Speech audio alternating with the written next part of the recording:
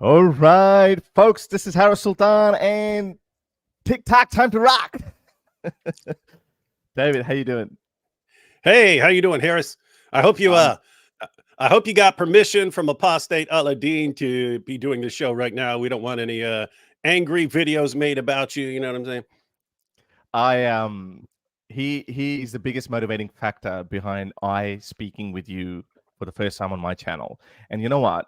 After the whole Apostate Aladdin saga, I got to ask myself this question: that why haven't I invited David Wood yet? And then I couldn't put a finger to a single reason. I was like, is it because I found him hard to reach out to? But then I was like, no, he's, we follow each other on Twitter. And then is it because I thought that he's too big to come to my channel? I'm like, nah, he's been a supporter of so many ex-Muslims over the years, so it can't be that. And then I thought, was it because I was under this sort of untold pressure, or that an ex-Muslim atheist should not speak with a Christian? So the moment I thought, has that been the reason? Then screw this. Let me send him a message. And I sent you a message, and you responded straight away. So I have a little bit of a different outlook towards this whole outrage, this moral outrage by certain ex-Muslims that atheists or ex-Muslim atheists should not speak with Christians. I have spoken with many Muslim apologists, and some Muslim apologists and I have a very good relationship, like especially off air, especially behind the camera, where and I'm like, we are encouraged by other ex-Muslims to start a dialogue with other Muslim apologists. They tell us, good on you, well done, go do it more. But then why do they have this hostility towards Christians, especially with those Christians who have been nothing but helpful and supporting? Moreover, you've never tried to preach your Christianity to me. So I find the whole thing, and then on top of that, I also think I've always said that not all religions are equally dangerous, and to be honest, I actually don't mind Christianity or Hinduism or even Judaism now, because I think they are in a state where they're not harmful. If anything, we might need a little bit of that just to keep everything in balance. Yeah, and just so you know what's going on, what you see with the with the sort of new atheist, sort of like it's become lots of the ex-Muslim community are also in the new atheist community, but what's going on as far as everyone has to be part of their group, and you can't really have any sort of serious ongoing relationship or collaboration or something like that without with people outside your group. That's going on with everyone right now. Everyone's going through the exact same thing. It could be harsher for certain groups, but everyone right now, because of what's going on in the world, and I can actually explain all of this, but because of what's going on in the world. Oh, you want Yeah, you want the longish detailed answer? About 10 minutes long. That's okay. Yeah. I can listen to you all day. I could crush it in a couple. So here's what's going on, ladies and gentlemen. All right, Harris. Wait, how old are you? You don't have to say if you don't want to, but what's your age range? I'm 28. Whoa, you are young. Okay, so yeah, you don't. I'm 40. I'm 40. I just turned 40. Oh, okay. Oh, okay. Never mind. All right. I'm still young. Okay. You may remember then. If you go back to like 1980s, 1990s, the world was a completely different place in the West, and I think of it in terms of like two zones. I'm going to call it friend zone. So friend zone is here and fight zone is here. And I don't mean like actual locations you're going into. I mean your brain. Your brain acts very differently when you're in a conflict mode versus when you're in a calm, everything, no one's attacking me type mode, right? So back in like the 80s or 90s, you could just be in a dangerous area where it's not like this. So if you're in an area with lots of gang activity or something like that, then you would not be in a friendly mindset.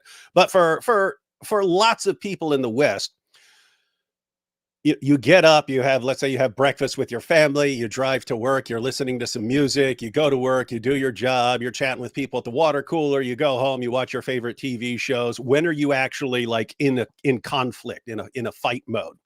Not only like, an election might come up or something like that, and that might get you into some conflict. You might get into an argument here or there, but like most of your time is your brain is pretty calm. You don't feel like you're being attacked. You don't feel like you're at war. Well, you fast forward a little bit of time, and now every second of every day has to be filled with some sort of conflict. You wake up and you check social media and you find out what you are supposed to be enraged about and who's attacking you that day. You go to work, and now your office is politicized, and you find out what issues you have to subscribe to now, or you're going to be, in trouble. And you go home, and it's just, you jump on YouTube or something like that. It's just conflict. And that changes the way you think. It changes the way you act. And as far as what's going on here, matter of fact, this is like, if I had to list the biggest problems facing society that could actually destroy civilization, this is one of them right here. What happens when you feel like throughout the day that you're being attacked, the tendency is to join a group. It's like a wolf. A wolf can live on its own, but if a wolf is in any sort of danger, it will lump up into a pack. Once the wolf is in a pack, group dynamics take over, and then you have a role in the pack, and you have to demonstrate your worth to the pack, and so on. So anyway, so the tendency, if you feel like you're being attacked by this political group or this, these racists over here, and everyone's attacking you, the tendency is to join a group that is going to give you a support network. And so you jump into that group. Now, keep in mind, but even when you're in friend zone, everything's going nice and you're calm, you could still be in a group, but your relationship with the group is different. You're there because you want to be there. You want to be around people who have, similar ideas and values or something like that. So you're joining this group. When you're joining up with a group because psychologically you feel like you're being attacked, and there's strength in numbers and you want to be part of a group, then the relationship changes. Right now, you have to be demonstrating your worth to the group. And the first thing you're going to have to do is you're going to have to agree with all the ideas of that group. And that's why you can take like a conservative or a progressive or whatever, and someone can enter that group and check back with that person, 5 months down the road. You can list 20 different things that seem like they're completely unconnected, and that person will fall in line on every one of those issues over time. Because if you join that group and then you disagree on something, you're like, hey, I'm not sure about this one. The response is, oh my goodness, are you sure you're one of us? How do we, maybe you're part of the other group. What's going on here? And so you can't question it. So you have to fall in line on every single issue.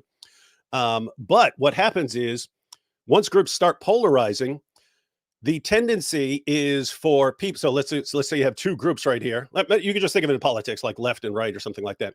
You have two groups. Once you set yourselves up as the group that's against that group, then people within the group start climbing over each other, basically to show that they're further and further away from that group, right?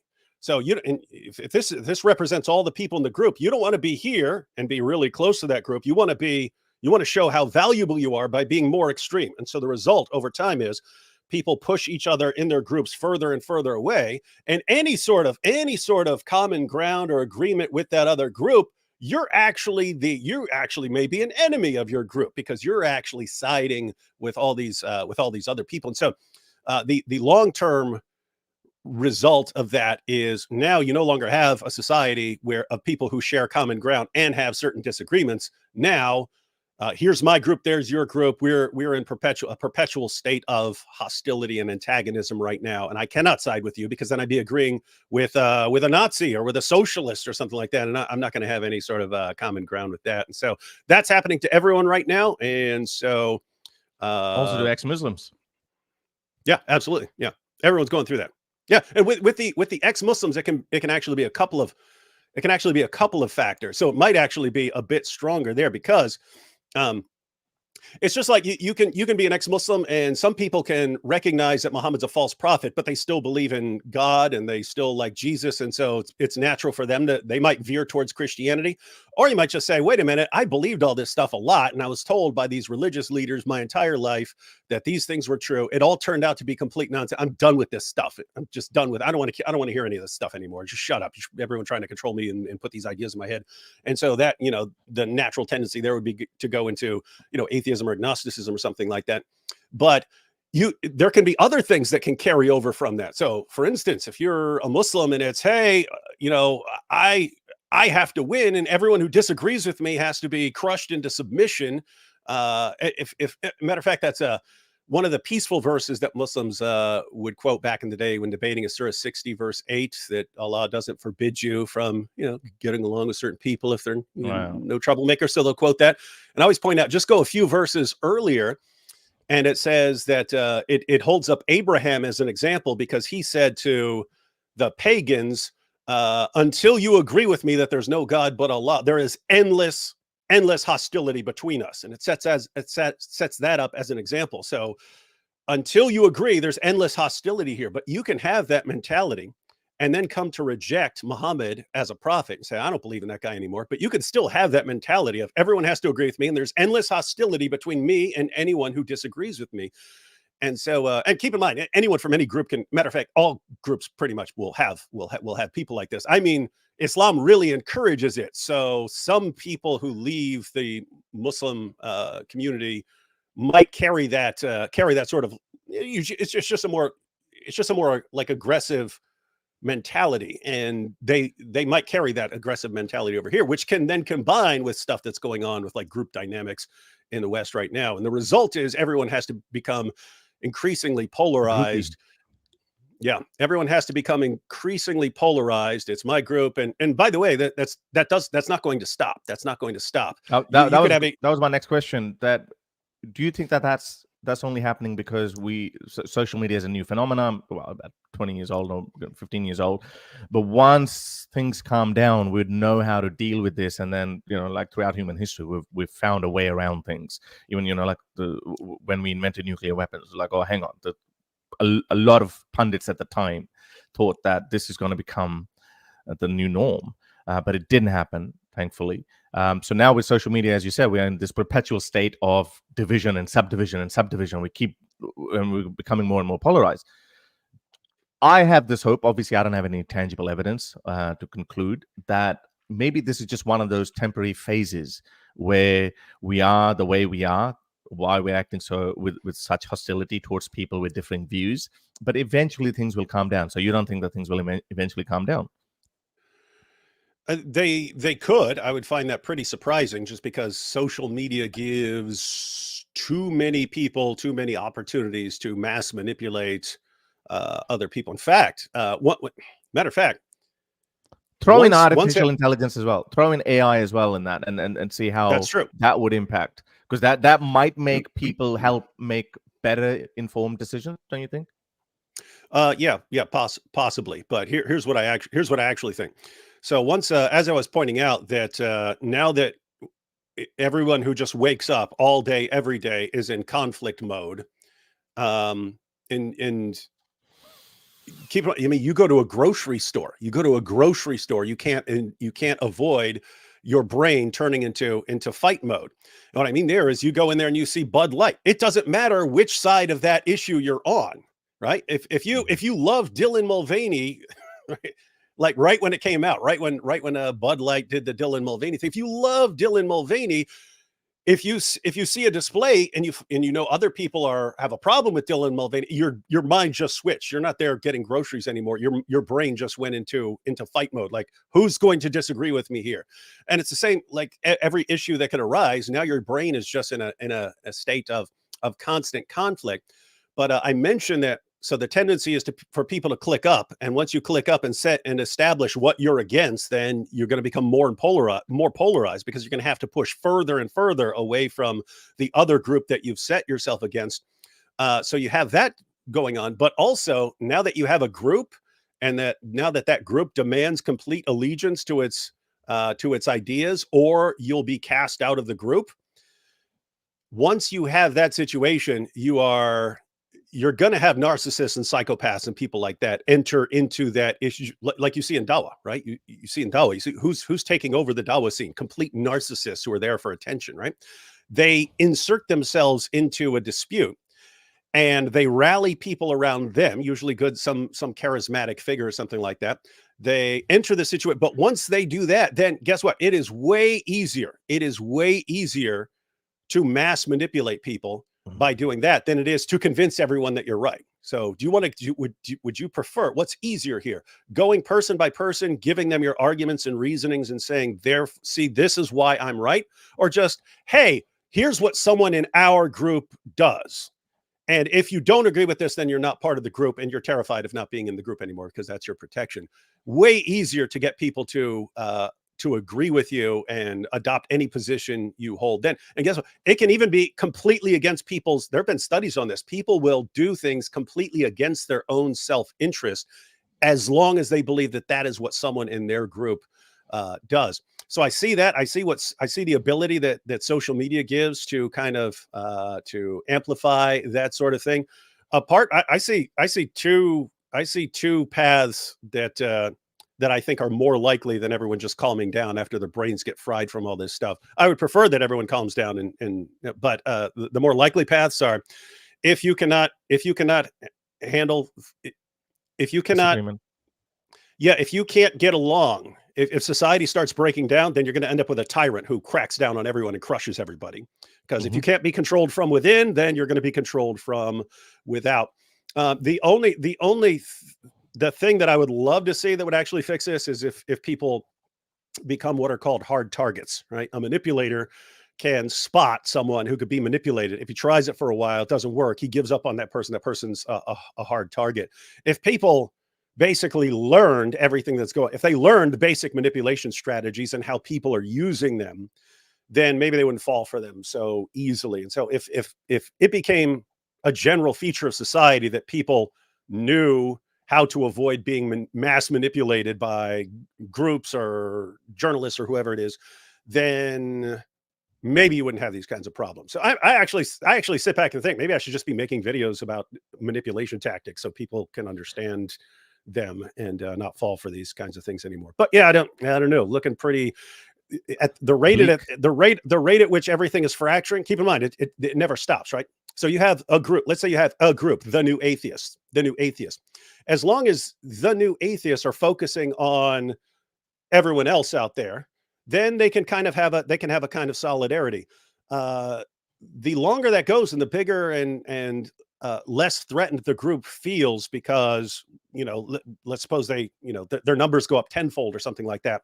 The more they will turn and look within, then they're going to start seeing other people in the group they disagree with, and it might be something like, "Hey, we can't get along with that Christian over there or that Hindu over there," and someone else says, "What are you talking about? Of course we can. We agree on certain things, and we don't want to be subjugated by Islam, so we agree."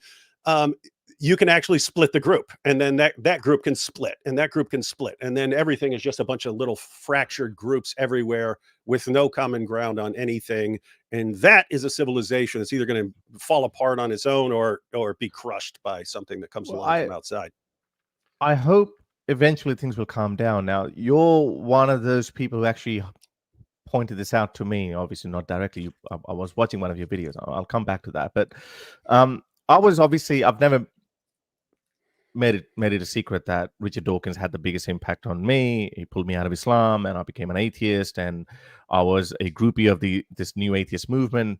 And then I think even at that time, back in those days, everyone used to ask Richard Dawkins or Sam Harris or these guys or Christopher Hitchens that, "Oh, if you don't believe in God, if you're going to remove God from society, where are you going to get morality from?" And the answer was always the same: reason and intellect. So I think smart people like Richard Dawkins, etc., they just assume that everyone is going to be reasonable, everyone's going to be intelligent, and everyone is going to agree on some sort of a best explained explanation of anything. But that didn't happen. So what that created, anyone can have any opinion, and as long as he can justify it in his mind, he can start propagating it. And then not only he can start propagating it, obviously at that point social media was still new as well, but he would be able to propagate it on a scale that has never been witnessed before in human history. So the result of that is wokeism. Now I am all of a sudden thinking, wow, where did we go wrong? And here's where you come in. I think I don't know how long you've been making this point, but I think I heard you make this point maybe a year ago or something, where you said something like, oh, the new atheists promised this new scientific utopia. If religion is gone, then we're going to have this scientific utopia. That didn't happen. And that forced me to think that, like any other society, and this maybe I was a bit dogmatic about my atheism as well. Because to me, like, oh, Muhammad believes in flying donkey, Muslims believe in flying donkeys, Hindus believe in flying monkeys, Christians believe in, water turning into wine, etc. They're all stupid. They're all stupid. But I always recognize that not all religions are equally dangerous. And why it would be unfair for me to judge all of these religions equally if they don't have the same negative impact on their respective societies. Islam has cannibalized everything. Islam only respects power. It destroys all opposition. Whereas all these other cultures gave rise to an environment or whatever, through wars or whatever. It ended up happening. The world we live in today, Christians are not that dogmatic. Christians do not force their Christianity on other people. How they got there, I don't care. I'm more interested in the world that I'm living in. And then on the other hand, we see the same thing with Hindus. We see the same thing with Jews and so many other cultures, Buddhists, etc. They're not as hostile as Islam is. So why should we, why should we judge them equally? So with the rise of wokeism, that got me thinking that maybe we need a bit of traditionalism. Maybe we need a bit of religion, maybe, because like in any society, you need a strong right, you need a strong left, and most people are in the middle, and they usually, they usually get swayed. And now those dynamics have changed as well. As we discussed, the social media has just made it a lot easier for bad forces to manipulate masses on a scale that we've never seen before.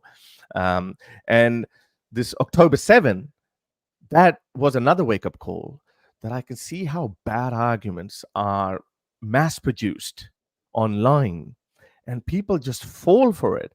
And who are falling for it? The blue-haired young wokies. They're the most susceptible to falling for bullshit. So maybe we need a counterbalance. Maybe we need something that just keeps things in check. Now, if you privately believe in whatever, I don't care as long as it doesn't impact my life. Now, there is another argument too from the strong atheist side that would say, well, religions do have this propensity or tendency to force itself even subconsciously. For example, in America, we had this Roe v. Wade. By the way, that's the only example, and I'm not in favor of that. Being an atheist, I'm pro-choice. And to me, as an atheist, I think that maybe that's just a temporary phase. Eventually, it would go back to choice, so to speak. But on the other hand, this wokeism is destroying our culture like never before. I mean, I hope it's just a... So anyway, so my point was, like, I think you're right. And all those people that I used to laugh at the time, that once you remove religion, even though I don't believe in religious morality, but I think people have proven now that people are stupid. People are easily manipulatable. Putin can set up a call center or whatever with 1,000 people, and he can spread his propaganda on this mass scale, where people in America, they're so stupid that they start romanticizing Putin and they start crapping on their own country. And Osama bin Laden and Hitler now, and everyone, Yeah. They're showing Hitler's speeches and saying, well, what's so wrong about what he's saying? It's just... It's mind-boggling. So yeah. I mean, anyway, I unless you have something to add on, I think there's something. Oh yeah, I do. Okay.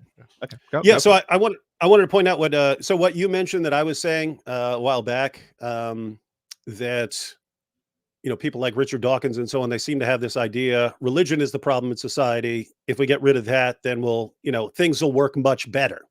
Things, even if the goal is not like scientific utopia or something like that, that could be an exaggeration, but things are going to work much better if we just get religion out of the way.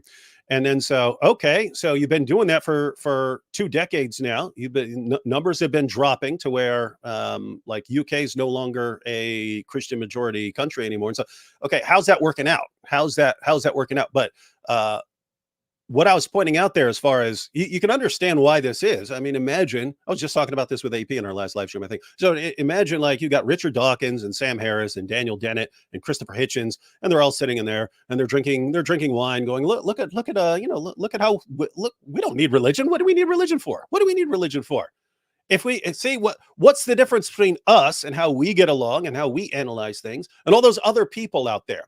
Well, religion is the difference. So if we get rid of religion, everyone's going to be like us. And it's just not true. That's not how things work. But that is a mistake that everyone makes, right? The Westerners made the exact same mistake when they're like, hey, let's get rid of Saddam Hussein, and then freedom and democracy will flourish. And because we think, oh, everyone over there is just like us. What worked for us here in the US? Well, we didn't like that tyrant King George. Let's just get rid of him. And then, oh, look, freedom and democracy, they flourish. And so we tend to think everyone is the same out there. And it's the same issue with like with mass immigration and so on. Because, hey, what's the problem taking all these guys from Pakistan over here? I mean, everyone's basically the same. And you find out, no, people actually aren't the same. And so we're reaching a period where, okay, you guys, the new atheists, you made some serious, you predicted certain things that just don't seem to be working out at all. So we're going to head in a scientific direction. Here we are 5 years later, and all of a sudden we can't figure out what a boy is, and we can't figure out what a girl is. That doesn't sound like the scientific utopia that we were aiming towards. And so it's a period where people who were atheists and who bought into that 20 years ago or 15 years ago should be thinking, okay, what's not working here? Something is not working. But whatever we thought was going to work, it's not working. So yeah, but it's not all bad though. Maybe we need to.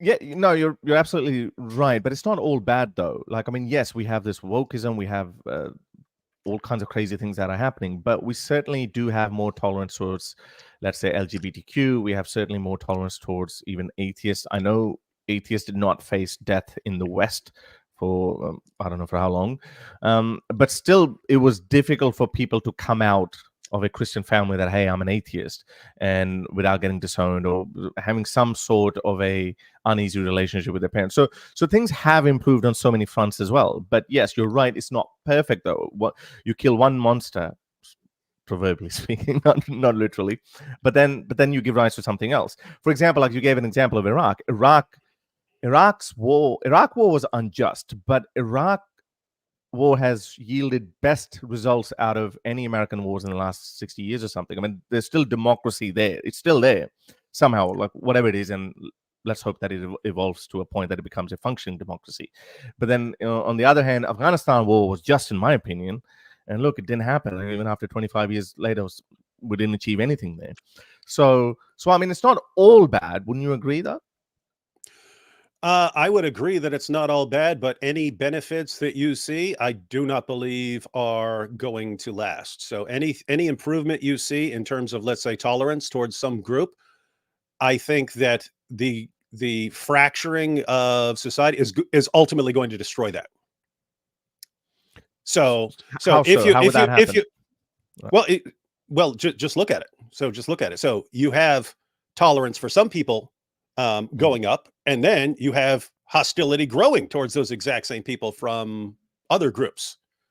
And as they become more and more polarized, that the people who are on that side are going to, cling to them, and the people who are on the other side are going to become more hostile. So, and as things fracture more and more, I don't know. It just looks like it looks like it. Well, it doesn't look like it lasts to me. Okay, well, I guess that's our next test, and that would be an interesting time to make a prediction. I think that eventually things will balance out. Like that's a good point that you made. That yes, okay, we've got more tolerance towards LGBTQ people, etc. But then the kind of hostility that we see towards Christians or religious people, that's just that's uncalled for, and that's obviously can't be justified.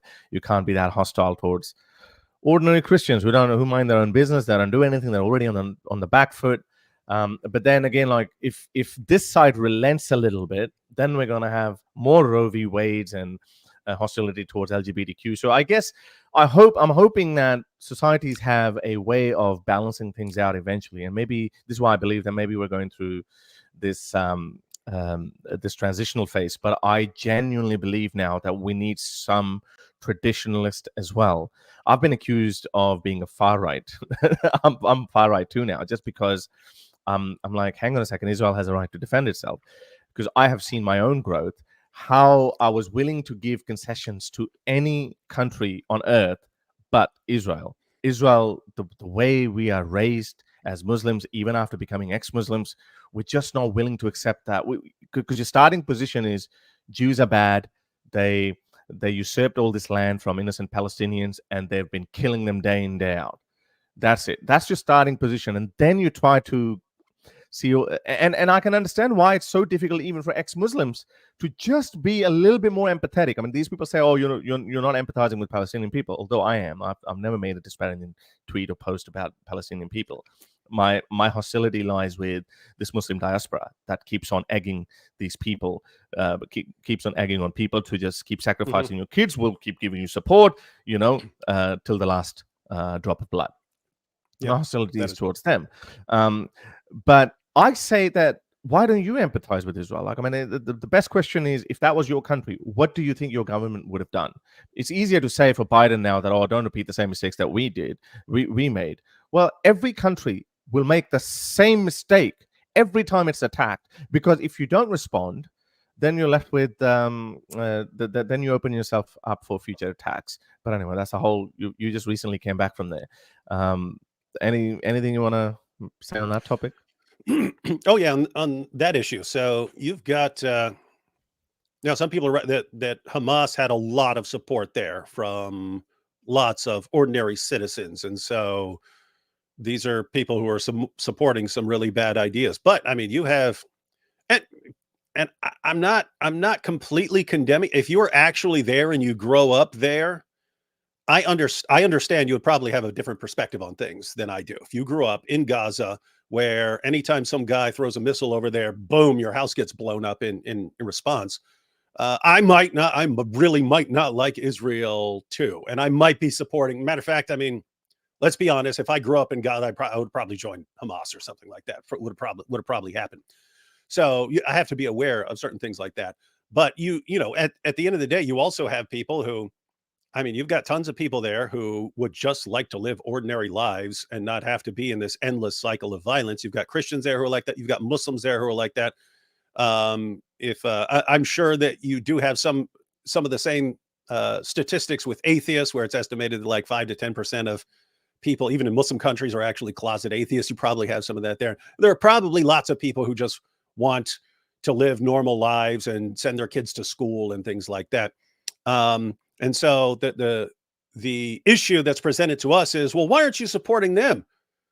Well, as far as I can tell, I am, because as long as Hamas is in the picture, this endless cycle of violence doesn't stop, and those people are never safe. And so you have to get rid of the jihadis, you have to get rid of the terrorists. And I would say, as you pointed out, with all these, people around the world, Dawa guys and everything, just cheering this on, keeping it in their minds, in the minds of the people of Gaza, you can actually eventually win this, because we're having rallies around the world. So you could eventually win this and eventually wipe them out. You're keeping that idea going, so they keep supporting the groups who are going to go out and fight the Israelis and so on. If they didn't have all these cheerleaders, this global network of cheerleaders cheering them on, and instead people said, guys, get used to it. You're not taking back Israel. It's not happening. If that became the message, live with it, have your own place, build it up, keep building it up, and until after a while, and we see there's no terrorist attacks and so on, then you can have your own country. It would be very different. And so it's not a situation where I'm just like, I don't care about the Palestinians. I want what's best for the Palestinians. I hope that things work out for them. But Israel has to be kind of relentless and ruthless in eradicating Hamas for there to be a future hope for these people. And so, and I also know that the moment you start talking about the Palestinian Christians or the Palestinian Muslims who just want peace or something like that. That will be used by manipulators. So that will be used by a manipulator to say, "Oh, see, you're concerned about that guy. Well, you have to condemn Israel and wait a minute, condemn Israel for what? For going after Hamas? So you're now using them. You're now using people's concern for civilians and for innocent people and for women and children. You're using that to say, let Hamas get away with it. Okay, I don't believe that helps those people at all. It's all short term. Short term, yes. A ceasefire right now at this moment would save lives right now. All that does is encourage this cycle of violence to keep going. So if you're thinking long term, you got to get rid of Hamas, and that's why I stay kind of focused on that. Yeah. Okay. Lots to talk about on that topic, but Darth Funk, thank you for becoming a member. I think you've brought some members, David. Stop Scamming Man has been a lifelong supporter, and he has a comment to make regarding the whole AA saga. I have watched Apostate Aladdin's content since it began, and he's certainly not one for attacking something to virtue signal. His criticisms are given with the best of intentions. Do you want to give your opinion on that first, David, and then I'll give my opinion? Yeah, that's what I was actually assuming at the beginning, but then when he was like completely misrepresented AP's tweet about and said that AP is what's they call it, dog whistling to white supremacists and so on, when he was actually making fun of them.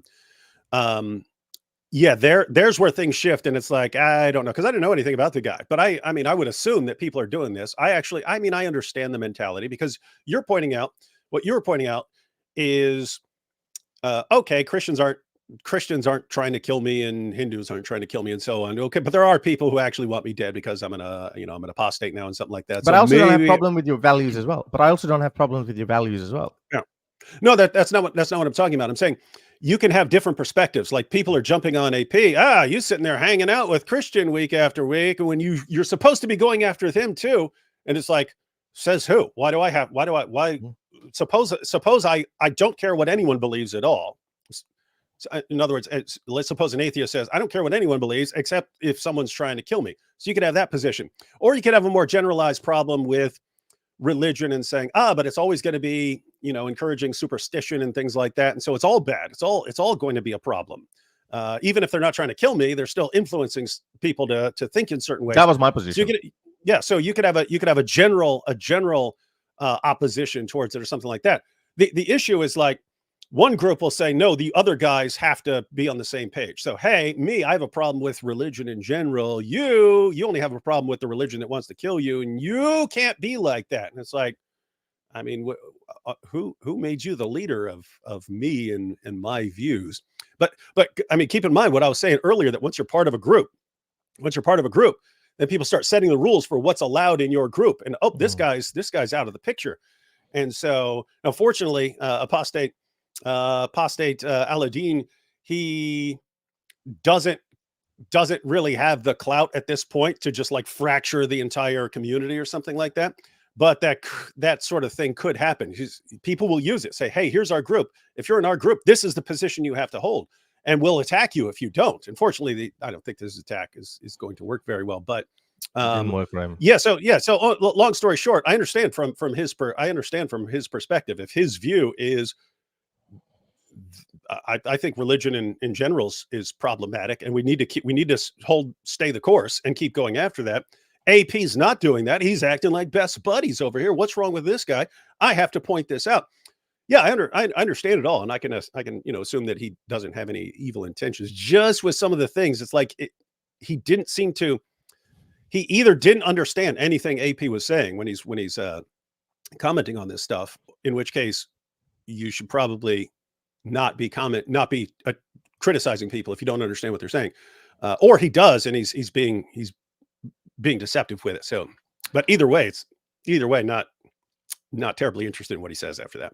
I was very charitable to his position as well, but I have seen some ex-Muslims doing similar things, like embarrassing your supposed allies. You know, and, even if you don't see him as an ally, until you actually come out and take a position against him or condemn him, then everyone else assumes that you guys are allies. Yeah. So I've had some people like I use the example of Reason and Faith. I mean, you probably don't even know him, and I'm like, who is asking you? You're just coming out. You're just with someone who has a much bigger voice than you, someone who has to live with the consequences of Dawa guys and all these Islamists making fun of. And here you are with your tweet that let me appear so fair. I'm a Mr. Nice Guy. You know, I'm gonna tell you. I'm gonna give you my 10 cents on that. You do that, okay? What did you achieve anything out of that? So I also look at these things strategically as well. The reason why I do think that he's suffering from this syndrome of virtue signal, because everyone is these days. Everyone thinks that they're these massive, the Barack Obamas of the world or whatever. They have to just give an official statement on a certain position. Nobody's asking for it. If you feel like you're so important, I think they're also suffering from the self-importance syndrome. That I'm so important, I have to make my dispute public. He could have asked this question. He could have sent a list of his grievances with AP privately. I don't think AP would have changed his view, nor AP would have managed to change Aladdin's view. But then Aladdin would have said, hey, look, this is a common, decent thing to do. And I've done that so many times with so many people. And you know what those people say? And I've told in the Urdu sphere, I told this woman that, hey, look, you know what? A lot of people are asking me about you, about your alliance with so-and-so group. You and I are supposed to be friends. I'm just gonna make a video and I'm just gonna distance myself from you, from this particular position of yours. And she said, Harris, go for it. That's okay. Thanks for giving me a heads up. And guess what? I still have a good relationship with her. And we just don't have I just don't and everyone knows that, okay, we don't share a same view on that topic. So I feel or one more way to go about it would be, hey, AP, I have a disagreement with you. Could you come on my channel to go live and have a discussion with it, or could I come on your channel to have a discussion with it? And would have been for that. And that's what I mean. It's like, okay, if you think you have coherent points and criticisms, why would you not want to put them out there with the person and think that you can hold your own? And if you don't, then I don't know, seems weird. Yeah, I think that's what it was. So I think it was just an unnecessary thing that he did, and it backfired. And a lot of people, it fractured his relationship with other people. And I've heard that he's asked a lot of people to come on, please come out and speak in my favor. Oh, why? I've picked up this from you. Yeah. Oh, and just to in his defense, because everything I'm saying here, when if I criticize the New Atheist for something, I pointing out, hey, everyone's going through some of the same issues right now. This is everyone's going through some of these kinds of things. Yeah. And so as far as Apostate Aladdin, that's something I've caught from Christians over the years. Why do you sit with an atheist? Yeah, it's not so much that they'll actually quote the Bible, do not be unequally yoked with unbelievers. Oh. And it's kind of massacring the meaning of the verse. The meaning of the verse is, if you've got two oxen that are yoked together, then if one's bigger and stronger and pulls one in a different direction, you're going to be kind of pulled. It's about morality, right? Like if don't be partying with a bunch of unbelievers and letting them guide. Hang on a second, but wouldn't Muslims say about that verse then the same thing, that do not take Jews and Christians for friends because they're friends of each other? They will take you in their group. Isn't that what they're saying? Would you criticize them as well for that? I mean, they can say whatever they want, but that verse right there, the don't be unequally yoked, in context, that's about people with bad behavior are pulling you in a certain direction. If that ever happens and AP is pulling me around and making me behave horribly and violate, what I believe in and stuff like that, then it would make sense to quote that verse to me. As it is, saying don't be unequally yoked. You're yoked to something that's stronger and is pulling you around. I get your point. Yeah. I get your point, but I'm just curious to know, wouldn't you extend the same courtesy to that Quranic verse as well? Because I think that's the meaning they extract out of that too, don't they? They can do whatever they want, but there it's a command. No, but do you also think that? No, but do you also think that that could be I'm not commanded the not commanded not to be friends with people. I'm commanded to not be chained to them so that they influenced pull by me them? around. If a Muslim wants to say, "Oh, that's not saying friends, that's just saying don't let them guide you away from Islam," or something like that. It doesn't sound like what the verse is saying there. But I mean, Fair. No, no. Okay. No, I no. don't That's control what they think about it. Oh no, yeah. that's So anyway, fair enough. yeah. Yeah. So anyway, Yeah. the point was I've had Christians apply that. The vast majority of Christians don't seem to have any problem with me doing regular shows with an atheist. They tend to like AP. So, in fact, what I've seen, it seems like there are more atheists who have a problem with us just being buddies and doing shows That's true. together than Right. Christians. But with Christians, I've caught it over the years in a way similar to other things that Apostate Aladdin was saying, that I'm being way too mean and harsh with Muslims and so on. So I've been bombarded with that way more than any criticisms over me being friends with an atheist. But they've been, I mean, I got bombarded over the years with, oh, you're just going to drive more Muslims away, and no one's going to listen to you, and nothing is. You're only damaging any bridges we could build with Muslims by criticizing Muhammad and the Quran and making fun of these things. And so it's not a situation of, oh, look, here's this one guy who sees things differently from us and wants to tell us, hey, we should be doing it this way. That we get that all the time. We get that. So yeah. So anyway, the point was Apostate Aladdin. Right now we're addressing him, and we believe he's wrong for telling us, hey, no, here's how you have to be doing things, and so on.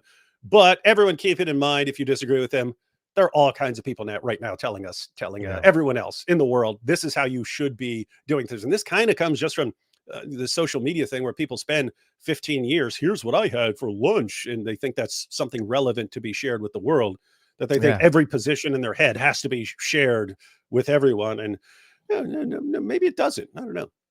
Here's my advice to young up and comers: that even if you think your heart is in the right place, always weigh in the consequences of whatever your actions are going to be, because I've made some blunders in the past which I regret, not necessarily because I had any malice intent behind that, but because it didn't yield me the result that I was looking for.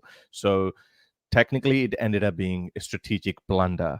So you should just always watch out, or gauge the possible consequences of your actions. Okay, thank you very much, Dart Funk, for becoming a member. Stop Scamming Man thank you for your super chat again. It says, while it makes sense for people Islamists want executed in the states they hope for to join in criticizing Islam, there shouldn't be timidity in criticizing each other on things they strongly stand for. Yeah, look, again, I think I just answered that. I think that there is a way to do things. If you look, even if you are probably, let's just say you're right in your criticism of me, but if you don't extend me the courtesy of speaking to me privately first, and then you go out and embarrass me publicly, I'm never gonna see you. I'm never gonna see you in positive light ever again. I'm just not gonna do it, and it's gonna take years for me to even take you seriously for anything about anything. So no, I understand that. Like I understand this question that people, we're not a cult, we don't want to behave like groupies, therefore I'm going to register my differences. When someone writes a hit piece, it is considered, it is within the norms of journalistic ethics that you at least send them the article first, the day before it gets published, and said, do you have any comment on that? He didn't do any of that. And I hate those people who just go out of the way, and it seems like he was holding on this hatred for AP for so long that he just saw an opportune moment. He goes like, this is it, I'm going all guns blazing. And I think we all know that he didn't like him. I'm pretty sure he doesn't like me. Look, and that's fine. When I realized he doesn't like me, I never said anything. I know there's so many other ex-Muslims who actually don't like me, especially after October 7th. I don't make any comments. I don't make any snidey comments about them. I don't go like, okay, let me find something on so and so ex-Muslim that is so abhorrent, that is such an easy thing for me to attack him or her on, and let me make a hit piece on, let me make a video on that.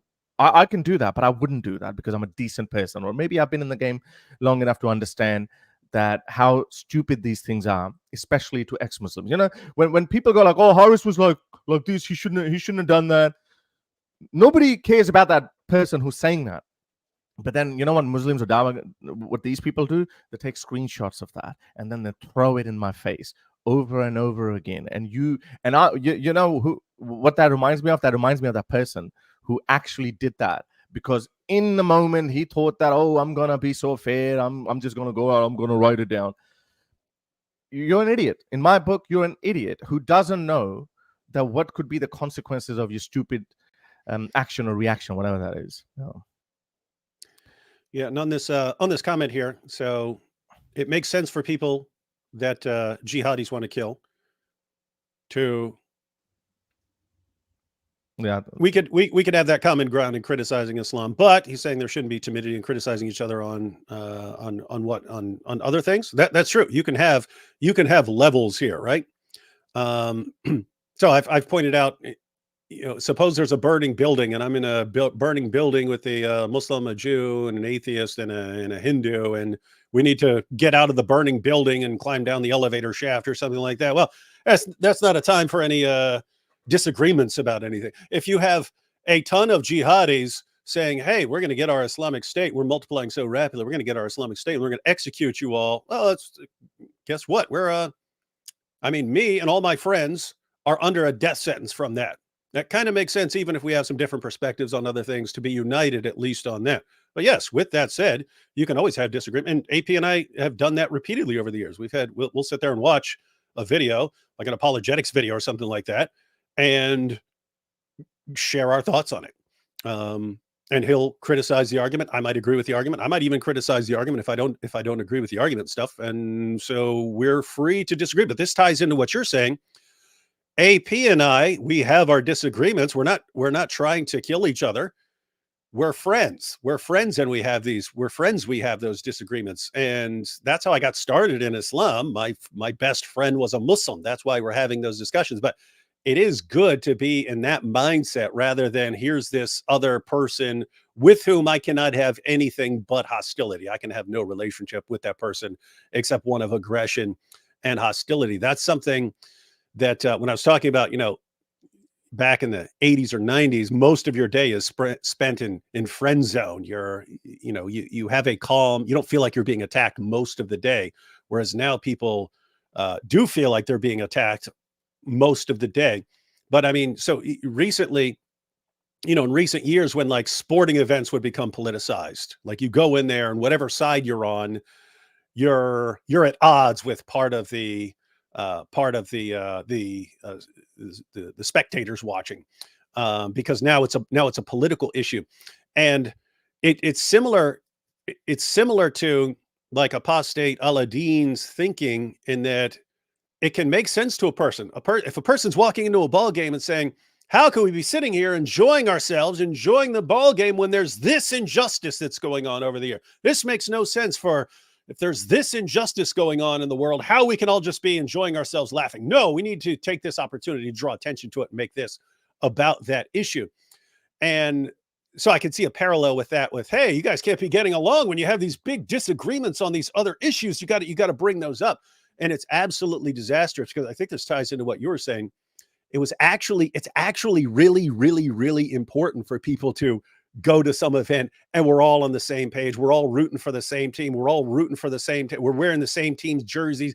In spite of every other disagreement we have, it's good if we all have times when we just get along, so that when we do have our disagreement over something, we do have our argument, hey, this is not some alien from outer space coming to attack me here. This is another guy. I remember I get along with this guy in other situations. So let's keep that in mind as we have our disagreement. So it's extremely important in other words, ladies and gentlemen, if you have two kids, let's say you have a 4-year-old black kid and a 4-year-old white kid, and they're playing in the sandbox. There are people right now who'd want to look at that. No, I have to run in there and start telling you about the history of oppression and so on.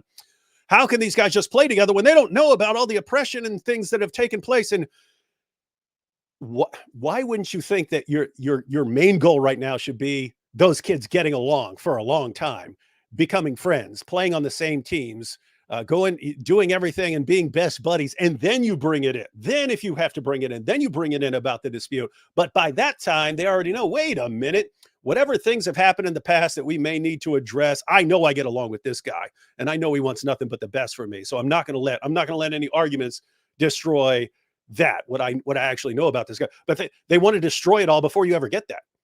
You can't have any times when, hey, we just get along and we're friends.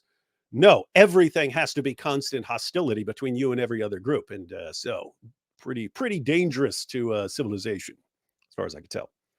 Yeah, that's one of the consequences of wokeism running amok. I've heard that they're teaching critical race theory in schools, and you're right. Like, I mean, if you're telling little 6, 7, 8-year-old black kids that there's this history of this or whatever, and then how much unjust there is on the basis of your skin color, of course, that 8-year-old kid is just going to develop some sort of resentment towards this other group of people. That's just a bad idea. But yeah, anyway.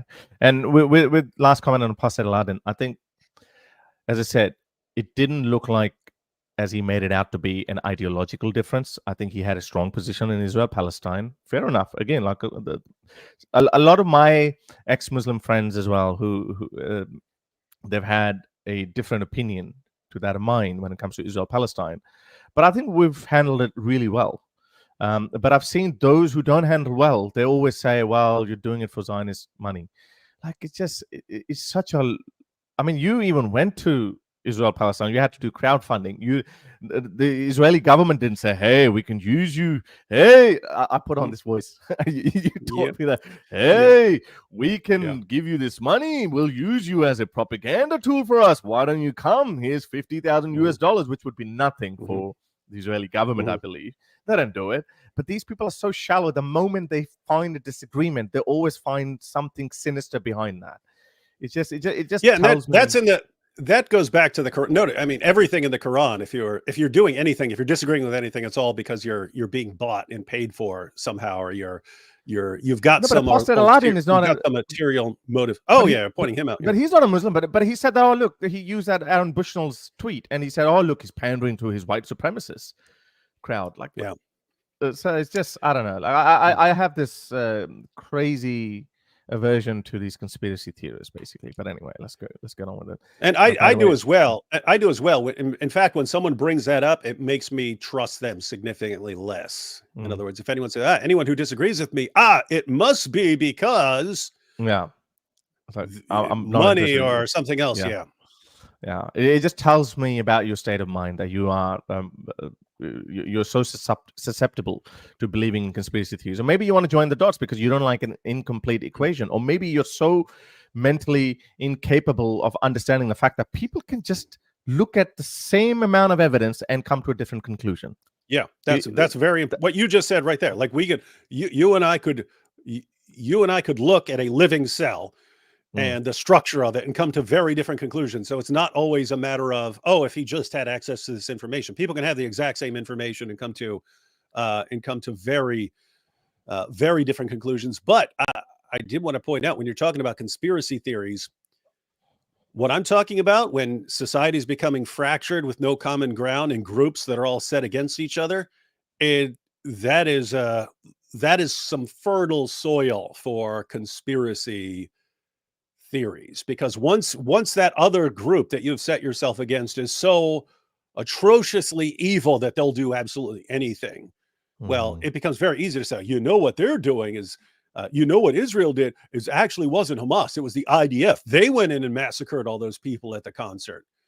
And if you believe that they're that evil, that becomes a believable story to you. So anyway, I think we're going to see more. No, but before that, more conspiracy theories.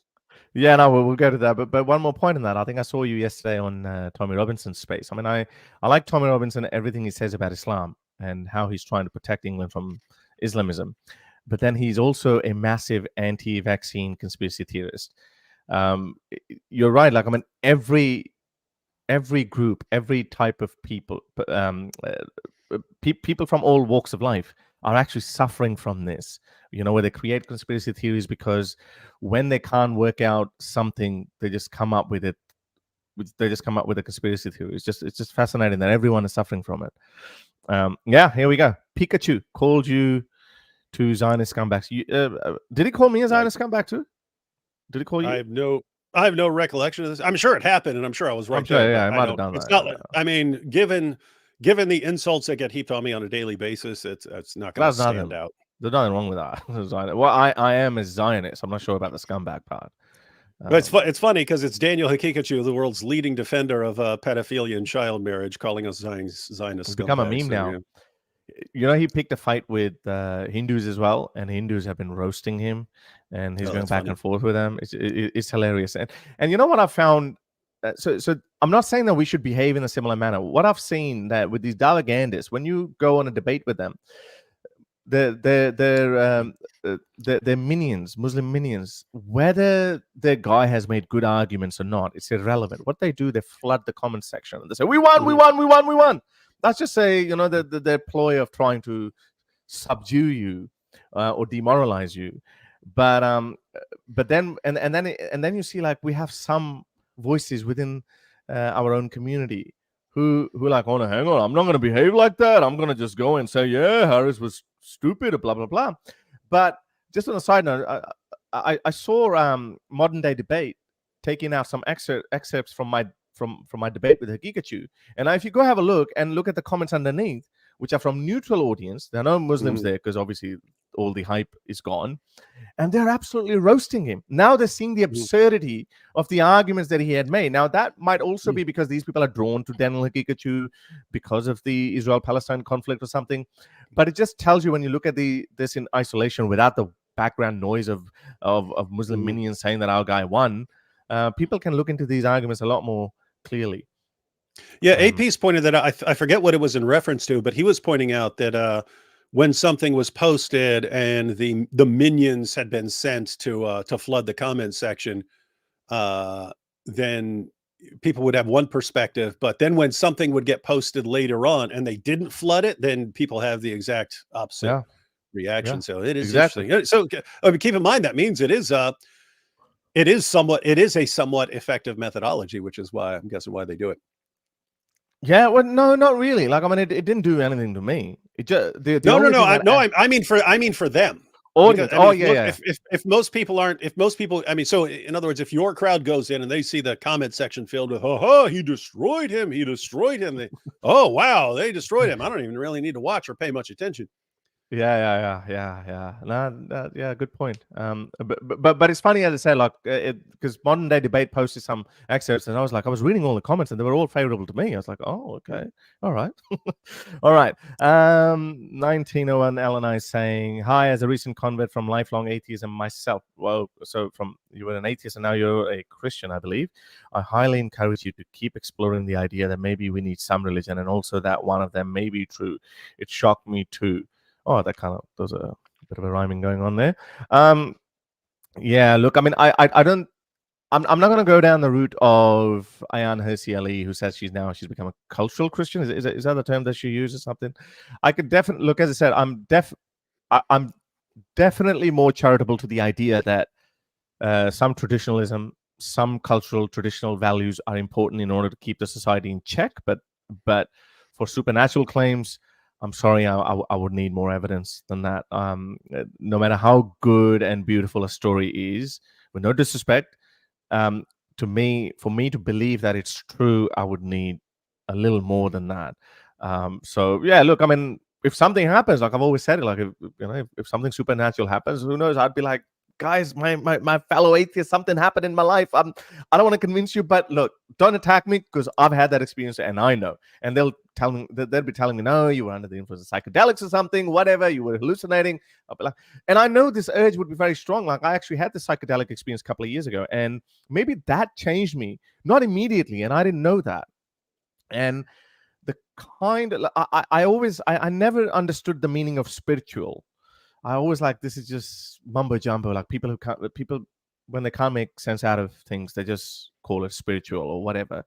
But anyway, I had the psychedelic, psilocybin, psilocybin psilocybin psilocybin psilocybin And the way it kind of opened me up to the reality of maybe what we perceive with our vision and our obvious senses is not all there is. And but then when you come to your senses, you're like, okay, well, it was definitely that because you took that substance. So I don't know. Look, I mean, it has definitely made me a bit more compassionate towards people of different faiths, but I can't extend that to Islam per se. But look, as I said, like I've got a great relationship with a lot of Muslim apologists, especially in the Pakistani Urdu sphere, and they mention my name with respect, and I think we've gained a lot of ground. And I'm okay with that. I am not hostile towards Islam. As long as you believe in whatever you believe in privately, whatever. I genuinely, it's not even my intent to deconvert people anymore. I am more interested in the real world impact of these people's teachings and what kind of influence it's going to have. I love the West collectively. It breaks my heart when I see England. I go there every year. It breaks my heart when I see there are no-go zones.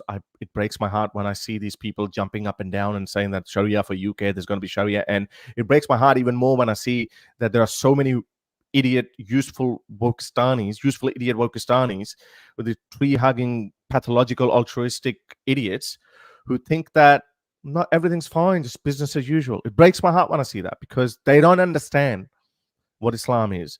So that's why I may appear more hostile towards Islam, but I have no problem with Christianity anymore. It's just because like it just hasn't done anything to me. It doesn't harm me. Roe v. Wade was probably one thing, but again, like it's not.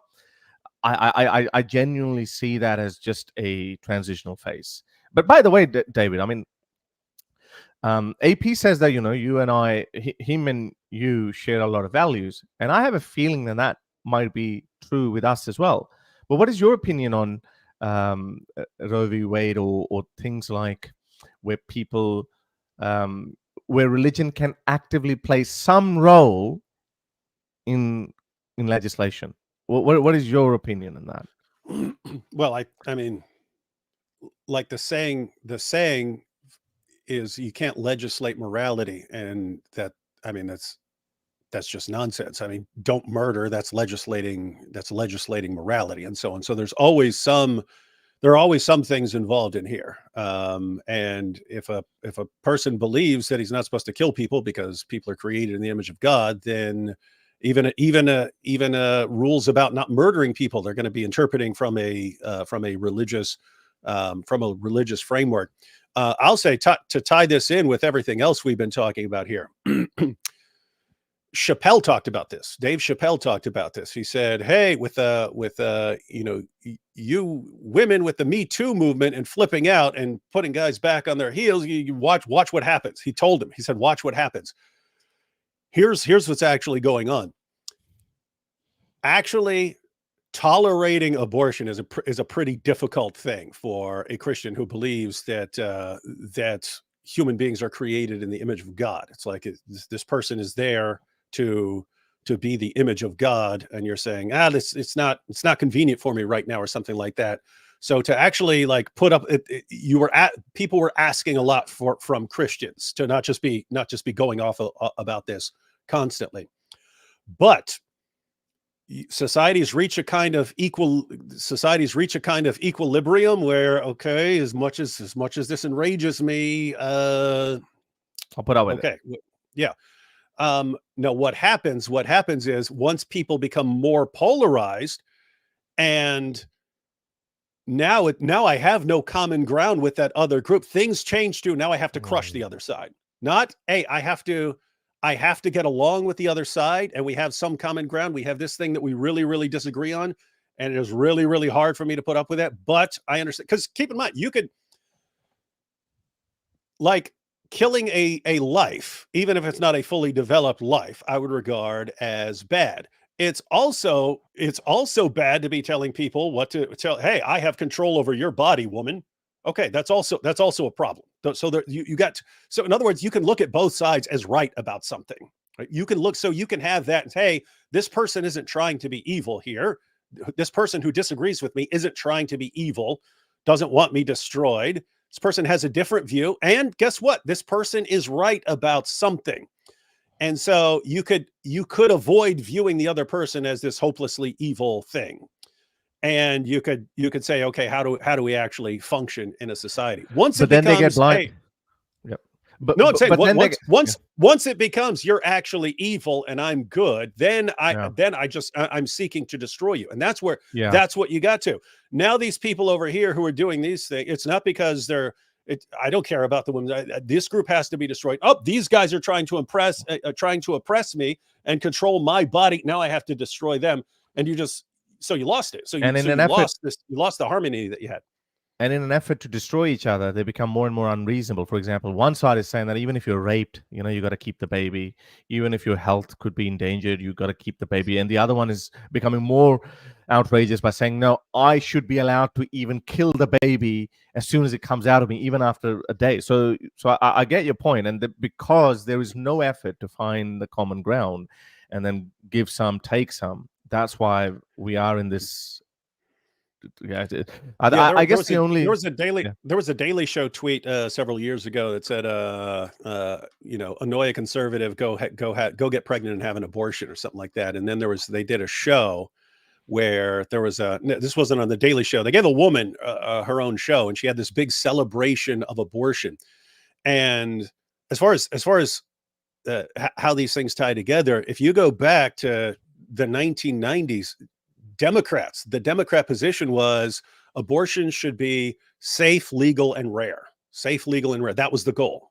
They're going to be safe. So you didn't want to have them in back alleys. So you wanted them legal, and you didn't want to have it wasn't a good idea. You didn't want to have abortions. So you wanted them rare. You wanted to encourage people to use condoms and things like that. Yeah, to try to avoid them. So when that becomes, as people become more polarized and they're doing everything they can to enrage the opposite side, to own them, ha ha ha, we got you. Yeah, now it changed to, hey, I'm actually loving it. I'm going to run around bragging about having abortions, and I'm going to go say I'm going to have as many abortions as possible. And so why? It enrages the other side that you now hate. And so yeah, these are some of the ongoing issues. It's the same with Muslims as well, and I think we're guilty of that too. It's like Muslims say, no, we'll behead you if you do anything to the Quran or say anything to the Prophet, and then we go like, okay, oh, really? You're going to come and behead me? Here we go. And look, this Salman Momika, what he's doing every week. So yeah, you're right. I mean, I think we are all collectively, consciously or subconsciously, a part of all of this. We're all trying to crush the other side, and being. We're trying to, and then in the process, we're trying to enrage the other person. Ha ha! Look what I can do. So, wow.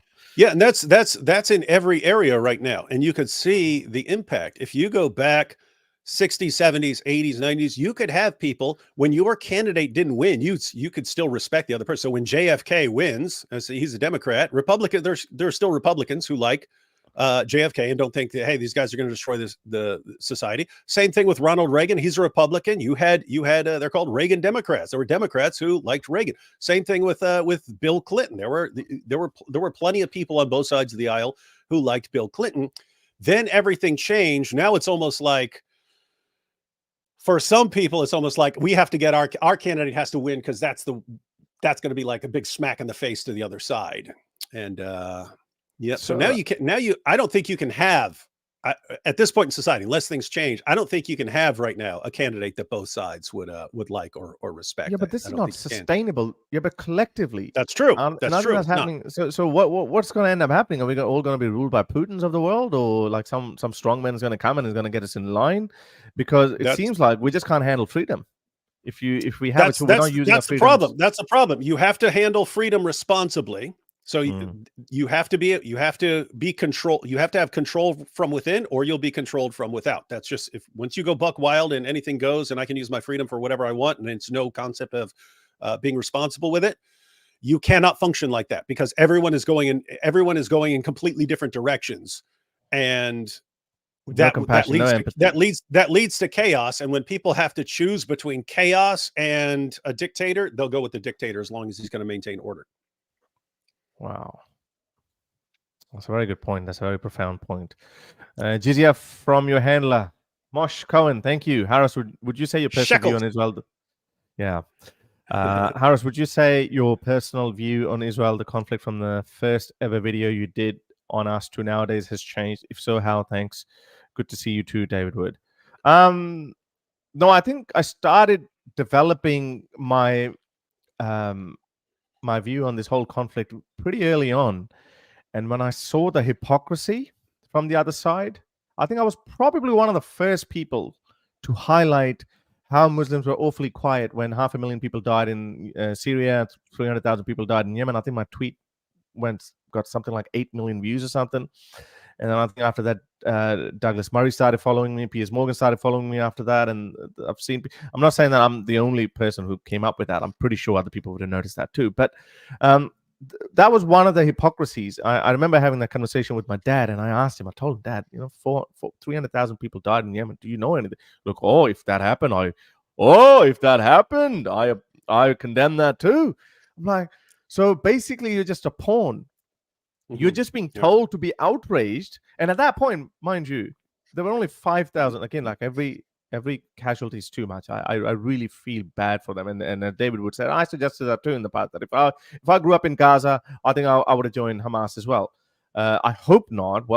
I don't know. I don't want to judge Palestinian people. I don't want to judge Gaza. I don't like those people who are so hostile towards Gazans. This is why I interviewed this guy from Gaza as well, and I think he's the best guy to follow if you want to hear a sane Palestinian voice. So I noticed that hypocrisy, and I saw how dogmatic Muslims were, especially with the Muslim diaspora. And then no wonder they find so much in common with these blue-haired wokies, because these guys form an opinion and they have a very narrow worldview. Wokies see that as an oppression and colonialist angle. And one group is oppressed and the other one is an oppressor. That's it. All the other nuances go out the window. Muslims see it the other way. Muslims say, Jerusalem is supposed to be under our control. We've had it for nearly 1,200 years. Who are these people? Jews who have their own country? No, we can't allow that to happen. And so they hold these views, and then they fit everything after that to satisfy their primary position. So I saw that, and that's when I learned so much, and I saw so much. I used to think that when people said that, anything you'd say about Israel, and an Israeli would say, you're just an anti-Semite. You're just an anti-Semite. And I thought, maybe they do overplay it. But then I actually realized how much truth to that accusation really is. Because when you understand that the Muslim opposition to Israel does not just come from, you colonized us, because obviously you can make tons of arguments against that position alone. But then when you realize the main factor behind their opposition to the existence of the state of Israel is Jerusalem, and that whole region should be under our control. How dare these Jews have their own state? That's the crux of it. Anyone who denies it is either an idiot or a liar. That's the crux of it. And why would you not extend? Everyone is allowed to have their own country. Everyone. But Jews are not. And then they go, why these white European Jews in Israel? And for example, when I found out about Mizrahi Jews, I was like, I never heard about this. So for the first time, when this conflict happened, I think I did justice. I had read this book on the history of Israel-Palestine conflict. It's like a tiny book, but it was very fact-based. So I thought that it's futile to go into how Israel was created. Where should we start from? Should we start from 1948, or should we start from the Ottomans, or go all the way back to the Romans? I thought that was futile. I'm a big believer of what's done is done. I'm a big believer of historical conservatism. I believe now Israel is here. So how can we find the common ground? A common ground. How can we do that? It's the same with Pakistan as well. My country of birth was divided. We divided India in the name of religion, in the name of Islam. But I don't want Pakistan to be wiped off the map just because it was founded on shaky grounds. That's not the reason to do it. Now, Pakistan exists. Let's just get on with it. So I think this conflict made me look into this. It changed my whole perspective towards Israel, and it showed me how. And I think I had to be an ex-Muslim in order for me to be able to see this hypocrisy from the Muslim side. But unfortunately, a lot of ex-Muslims still can't go past this anti-Semitism that they were indoctrinated with. That's what it is. It's just pure anti-Semitism. Israel, I think, has done a lot, and it's the most maligned country in the world. I genuinely believe that. people make fun of this. Oh, Israel is the IDF is the most moral army in the world. People make fun of it, but I was looking at Israel's enemy combatant to civilian ratio is better than Iraq's US's combatant to civilian ratio at its peak. I think it works out to be 2-1, and I think Israel's one is like 1.8-1 or something like that, which is, and considering Israel's job is a lot tougher than America's job in Iraq. This is a lot more densely populated region. There's one argument that I just thought of. They tell us nearly 70% of Gaza's buildings are totally demolished, totally destroyed. So you wonder if Israel is so careless and reckless and it's out for Palestinian blood. Why haven't 70% of Gazan population been eliminated? You know why? Why it's only 1%? And again, even 1 is too many.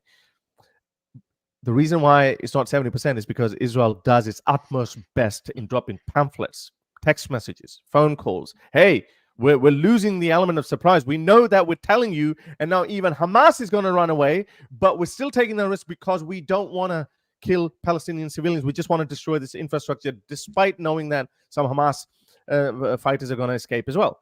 But nobody gives any credit to Israel. And I'm not saying that Israel should be getting any boxes of chocolates from Muslims either, but I'm saying there should be a little bit more consideration. But when I see these anti-Israel, this Muslim diaspora, these Islamist propagandists, when I see them, I see through their hypocrisy. And I think it's even malicious at times. They know that it's the truth. For example, Muhammad Hijab in his debate with Rabbi Shmuley, he did not call it a genocide. When Rabbi Shmuley mistakenly thought that Muhammad Hijab called it a genocide, and Rabbi Shmuley said, "Oh, do you know the definition of genocide?" And Hijab said, no, I didn't call it a genocide. It would be a genocide if they keep going at this combatant to civilian ratio. But the moment he goes away, he starts calling it genocide. Now, that is clearly malicious and dishonest. So I can see through it. But so sorry, I think I went on a bit of a rant there. Yeah, do you want to add something to it? Yeah, I have pretty much the same view, in that I'm looking at this, and if someone wanted to criticize something that Israel did and they should have done something else, zero problem with it. If you want to say, hey, this idiot who just fired on these people and stuff like that, when these people are surrendering, stop that. Guess what? Israel is filled with people who could agree with something like that. And I'm also, I've never absorbed the idea that if you condemn one thing, you have to simultaneously condemn everything else around the world. Hear that all the time. So I condemn this, but what about this thing on the other side of the world? Okay, yeah, people can condemn that too, and so on. But at the same time, it's one thing to say, hey, this is what I focus on, and I'm addressing this issue, and this is what I study, and I'm criticizing this. It's something else where the entire world fixates on one spot and ignores everything else, to where they ignore everything that's going on in Yemen, Nigeria, and Nigeria, in Syria, Syria, and so on. Just completely irrelevant, no matter what's going on in anywhere else in the world. Even if it's an actual genocide, all that matters is the Jews in Israel. And it's along the lines of what you just said. Any other nation, if they were engaging in the kind of warfare, urban warfare, hunting terrorists down who may be in civilian clothes and hiding among civilians and so on, that is a nightmare situation for engaging a war. Any other nation on the planet would think that a 2-to-1 ratio is really, really good. And military historians have commented on it. They say 2-to-1 is really, really good for the situation that they're in. And it's just completely, the rule completely changes once Israel is involved. Like whatever the rules that everyone else in the world would operate by, as soon as Israel is being discussed, the rules change. And this happened right after the war started, when all the journalists, Pierce Morgan and everything, they all started talking about what's the proportionate response. The proportionate response, meaning you killed 1,200 of ours, so we're going to go kill 1,200 of yours, and then we're even. That's not how it works. On what planet is that the goal of a war? Your goal in a war is to stop the other side from ever being able to do that to you again. And how would you achieve that?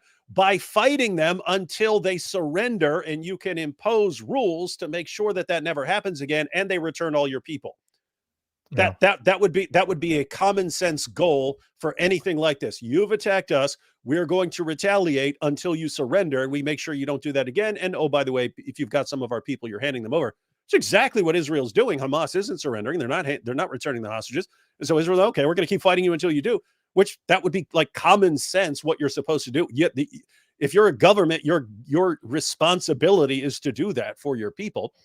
And if on top of that, you're taking every precaution you can to make sure to minimize civilian casualties in an environment where the people you're fighting are trying to maximize civilian casualties, because it's, they can use those as on social media and so on. And the entire world is blasting away at them and ignoring the rest of the world. It becomes clear that, yeah, you can't use anti-Semitism to respond to every criticism. You just can't. Some criticisms, even against Israel, even against the idea, some criticisms are justified criticisms. So don't respond to those by just saying anti-Semitism. And yet, the way the entire world fixates on this and applies completely different rules to Israel, is clear that anti-Semitism is alive and well in the world. I never got the chance to respond to this Piers Morgan's point of proportionality. I mean, I imagine if Israel could kill Hamas in its entirety with only 600 civilians, would you still have gone back to them and say, hey, you killed 1,200 of our Israeli civilians. We've only managed to kill 600 of your civilians. So let us kill another 600 of your Palestinian civilians. You'd be like, what the hell are you? What's wrong with you? So it's got nothing to do with civilian to civilian vengeance, or so it's got to do with your military objectives, i.e., you have to kill Hamas and try to keep the civilian casualty rate as low as possible and try to achieve your military objectives. So yeah, and one more thing that I've always thought, I don't know, correct me if I'm wrong, or you might not know. Well, I should ask ChatGPT. I think Hamas is the only militia in the history of mankind whose winning strategy depends on maximizing its own civilian casualties. Everyone else, like Ukraine, tries to minimize its own civilian casualties. They try to get them in subways or in tunnels or whatever. But Hamas is like, no, we want more of our people to die, because the more people die, the more pressure can be put on Israel. It's such a and we have so many useful idiots in the West who are just they're just ready to fall for it. Yeah, and me and AP, we saw this over and over again. So you have these bomb shelters everywhere you go in Israel. Like everywhere you go that is an actual target zone for Hamas rockets, they're just these underground shelters that you go in, just all over the place, because they want people to go in there if as soon as a warning is announced. But also in houses and apartments, they all have safe rooms. And the safe rooms are not just like in the US where you're trying to stop an intruder getting into you. It's like if your house is hit with a rocket or something like that, you actually have a room in there that you can go where you'll be safe. Everywhere we went, because we went to a kibbutz and so on, we're walking through. Everyone always had their kids' room is the safe room. In other words, your kid's just normal room is a safe room, that if something attacks, your kid is safe in there. And when we're listening to the people who went through the Hamas attack, it was everyone got sent into their safe rooms. Everyone who's in all non-combatants are sent to their safe rooms while soldiers go out and fight. And it's the complete reverse with Hamas, where, I mean, they said when people were asking, hey, why don't you let the civilians down into these tunnels? Because the tunnels aren't for civilians, the tunnels are for Hamas. So think about this. They launch responsibility. They launch an attack. And Israel's responsibility. Yeah, they launch an attack. They all run and hide underground and leave everyone else, leave the women and children upstairs, because they want the women and children to be hit in the attack, because that's part of their long-term strategy. Goal. This is how we win. It may take 50 years, it may take 100 years, but this is how we eventually win. And the useful idiots in the West have actually ensured that. I think there was an article published in the Washington Post just recently where Sinwar reportedly said that he would welcome Israel's attack on Rafah because a lot more civilians will die, and as a result, the world will put pressure on Israel, and that's how we're going to win. That's how we're going to achieve ceasefire. So it's so wicked. It's so freaking wicked. And this Muslim diaspora that claims to be crying for these Palestinian people, they just don't see that, because that shows me they're so wicked. It's not about Palestinian lives. It's just not about Palestinian lives. It's about No, it's not. It's about wiping Israel off the map, making Jews their dhimmis, and capturing Jerusalem. That's it. You should live beneath our heel. That's the goal. Yeah, if the goal were at all protecting civilians, protecting women and children and so on, then the message would be, Hamas, turn yourselves in and hand over the hostages, and let's try and work through this. That's never the message. But two, the sort of long term message would be very different. If you're concerned about civilians, the message would be, guys, stop fighting, get it out of your minds that you're going to go and take over Israel. You're not. Focus on building up your own communities, on getting an education, on building for the future. Do that. And it's not. They say, hey, you guys who can't hope to win in an attack against Israel, just keep attacking them. Don't worry, we'll keep defending you on social media. Okay, you're the guys who are getting these civilians killed. Those of you who keep convincing them that if they just keep attacking, they'll eventually win, you guys are the ones who are responsible for these civilian deaths. I can understand even Hamas doing that. Okay, so there's like, okay, we gotta. They can create any justification for their actions. Oh, we got to survive because as long as we survive, there's resistance. We got to recapture. But how wicked are these Muslim propagandists online? These Salman Ahmed or whatever his name is. How wicked are they? Not once have they ever said they're not in favor of Hamas surrendering. None of them are. So that tells me Palestinian lives are of no value to them. They would sacrifice every Palestinian child. Yep. Down to the last one to achieve their military objectives. Yes. Apostate Aladdin, David Wood, how dare you, fake atheists? It's against Quran. Okay. Apostate Aladdin's here. Aladdin posted a video of Apostate AP saying that it is good that Jews should take over Hebron because Muslims kicked them out. That's not an atheist argument. That's a religious supremacist one, similar to Muslim mix. Okay, so there's one criticism of AP as well. I don't know. I watched his stream. I don't know I don't fully understand his point of view. But as I said, when I found out how Apostate Aladdin was misrepresenting AP, so I don't really give much attention to it. But I have always been against the Israeli settlements, and I'm not the only one. There are a lot of left-leaning liberal Israelis as well who protest, as David Wood said, told the story of that Israeli waitress, who go against people and they are not in favor of settlements. I think, again, it's one of those things like if you want to find a common ground, then you have to give something, take something, even though the West Bank is religiously and culturally very important to Jewish people. I understand that. But I'm not in favor of going in, putting this settlements in. I think it's, as far as I know, I think it's against the international law as well. So I heard AP say, but AP is not here unless David Wood can comment on that. I don't fully understand AP's view. I think he said that he was joking or something. I don't understand. But at least that's my position. Yeah, I don't know about this particular issue, and I'd have to ask him to see exactly what he means in context. He does believe that Israel isn't actually being aggressive enough, and so I have mixed views on all these things. I'm not a fan of the settlements. I do understand the people who are basically saying we're giving up on some future goal of two-state. It's not going to work. They're always going to be obsessed with attacking us. And therefore we just need to keep expanding little bits to give ourselves more buffer regions and stuff like this between us and some of these guys.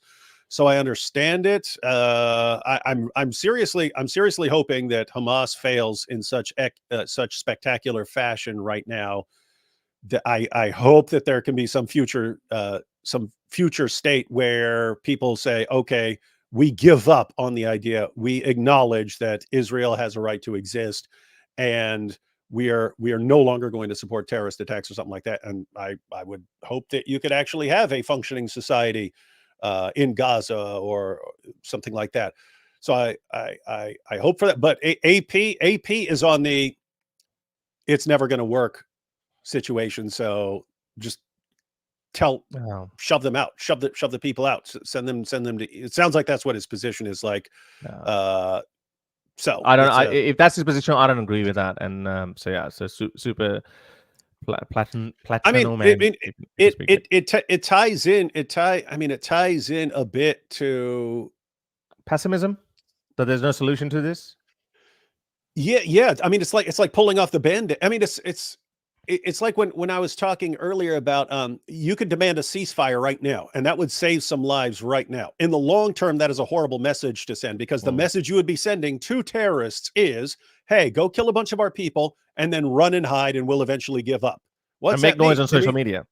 Yeah, and we'll eventually give up because college students are protesting and so on. That's a terrible message. Whereas if you relentlessly pursue them and crush them, then the message you're sending is, hey guys, just so you know, if you attack us, you'd better be sure you love death more than we love life, because we're gonna grant your wish, and we are not going to stop under any circumstances. It doesn't matter where you hide. If you go hide on Mars, we are going to send a ship there and hunt you down and get you there, so that it becomes ingrained in their minds. We cannot get away with this. We cannot get away with it. That's a better message to send. But I mean, keep in mind what I'm saying is, being relentless and even brutal right now in pursuing terrorists, even though there are going to be civilian casualties, it's actually in the long term, you're saving lives by ending the cycle of violence. I think that's AP's reasoning. If we just end this in really, really, really brutal fashion and say, don't care, you guys get out of here. I'm not defending this, but I think this is the reasoning. Yes, it's going to be a huge mess right now, but you got to get it over with. I think that's the reason. I think that's, and in the long term, I'm not convinced that would fix things in the long term, but I think that's his idea. And yeah, it is sort of just, I'm giving up trying to get along with these guys. I'm giving up hoping that these guys are going to change their minds 10 years from now or something like that. And just so it's a rough, but that's the point. It's a rough situation. It's a really, really bad situation. You've got Israel, and they're surrounded by people who want to crush and destroy them. But on the opposite side, so in Gaza and the West Bank, you've got Christians, you've got Muslims who just want to live their normal lives. And so Islam specializes in putting people in these situations where there is no good alternative. Nothing is good. It's just taking all these different bad scenarios and picking the one that you regard as least bad in the long run and going with that. And Islam just specializes at putting the world in these situations, because it's similar to what Western nations are going to be going through right now. When you have all these guys in the streets, Sharia, and we want Sharia, and we're going to do this, and we're going to do that. Like, what do? Do you respond in brutal fashion and do something about it? But in the process, you become the kinds of people that, I don't want to be around if you're just, or do you just let it go for, there's no good situation. That's what I understand your view now. And I understand your view, and you were actually misrepresented by Apostate Aladdin as well, because apparently he used this argument from you, and he interpreted it as though you were saying that, well, Muslims are taking over Western countries, therefore it's okay for Jews to go and have illegal settlements. That's the kind of conclusion. No. Yeah, no. I get what you mean. Yeah, I get what it's you mean. It's like when I say end the occupation of Hagia Sophia right now. I'm not serious. It's like, you guys are saying this, so I'm gonna make fun of you about it because you're completely hypocrites and so on.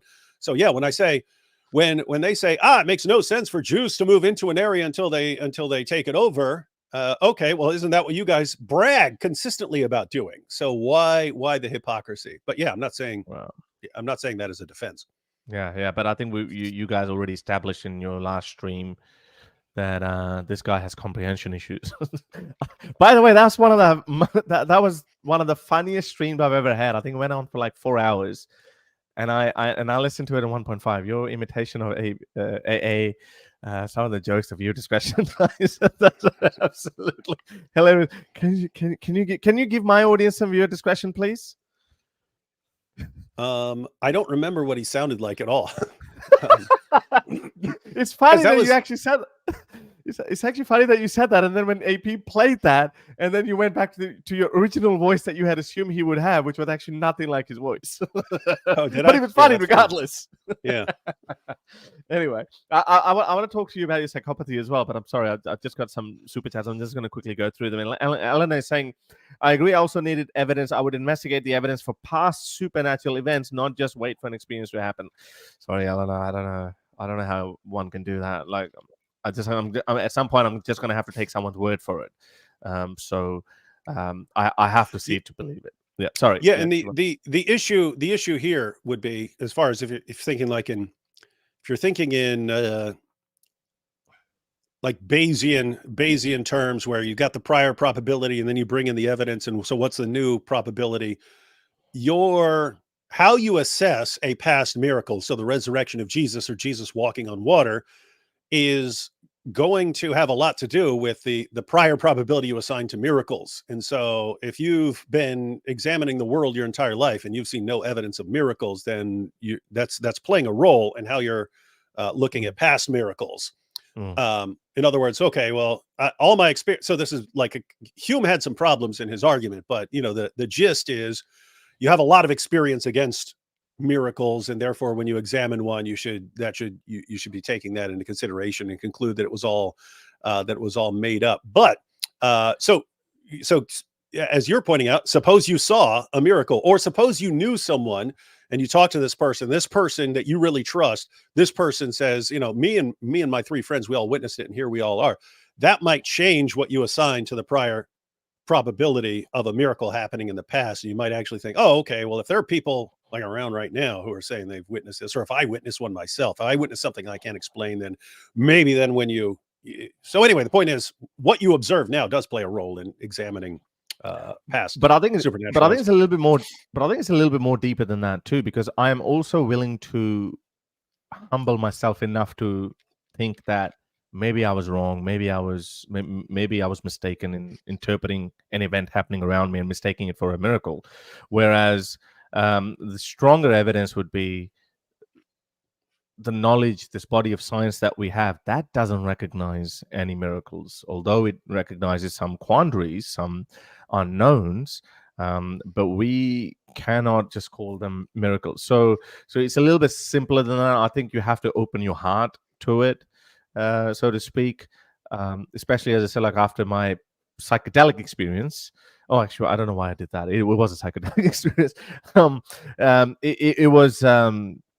although it made me a bit more compassionate and empathetic towards religious people, but it also kind of told me that how people can be fooled into interpreting things around them. Because at the end of the day, we just got five senses that we just have at our disposal, and they can be very easily manipulated. So yeah, I don't know if Jesus will ever visit me or not.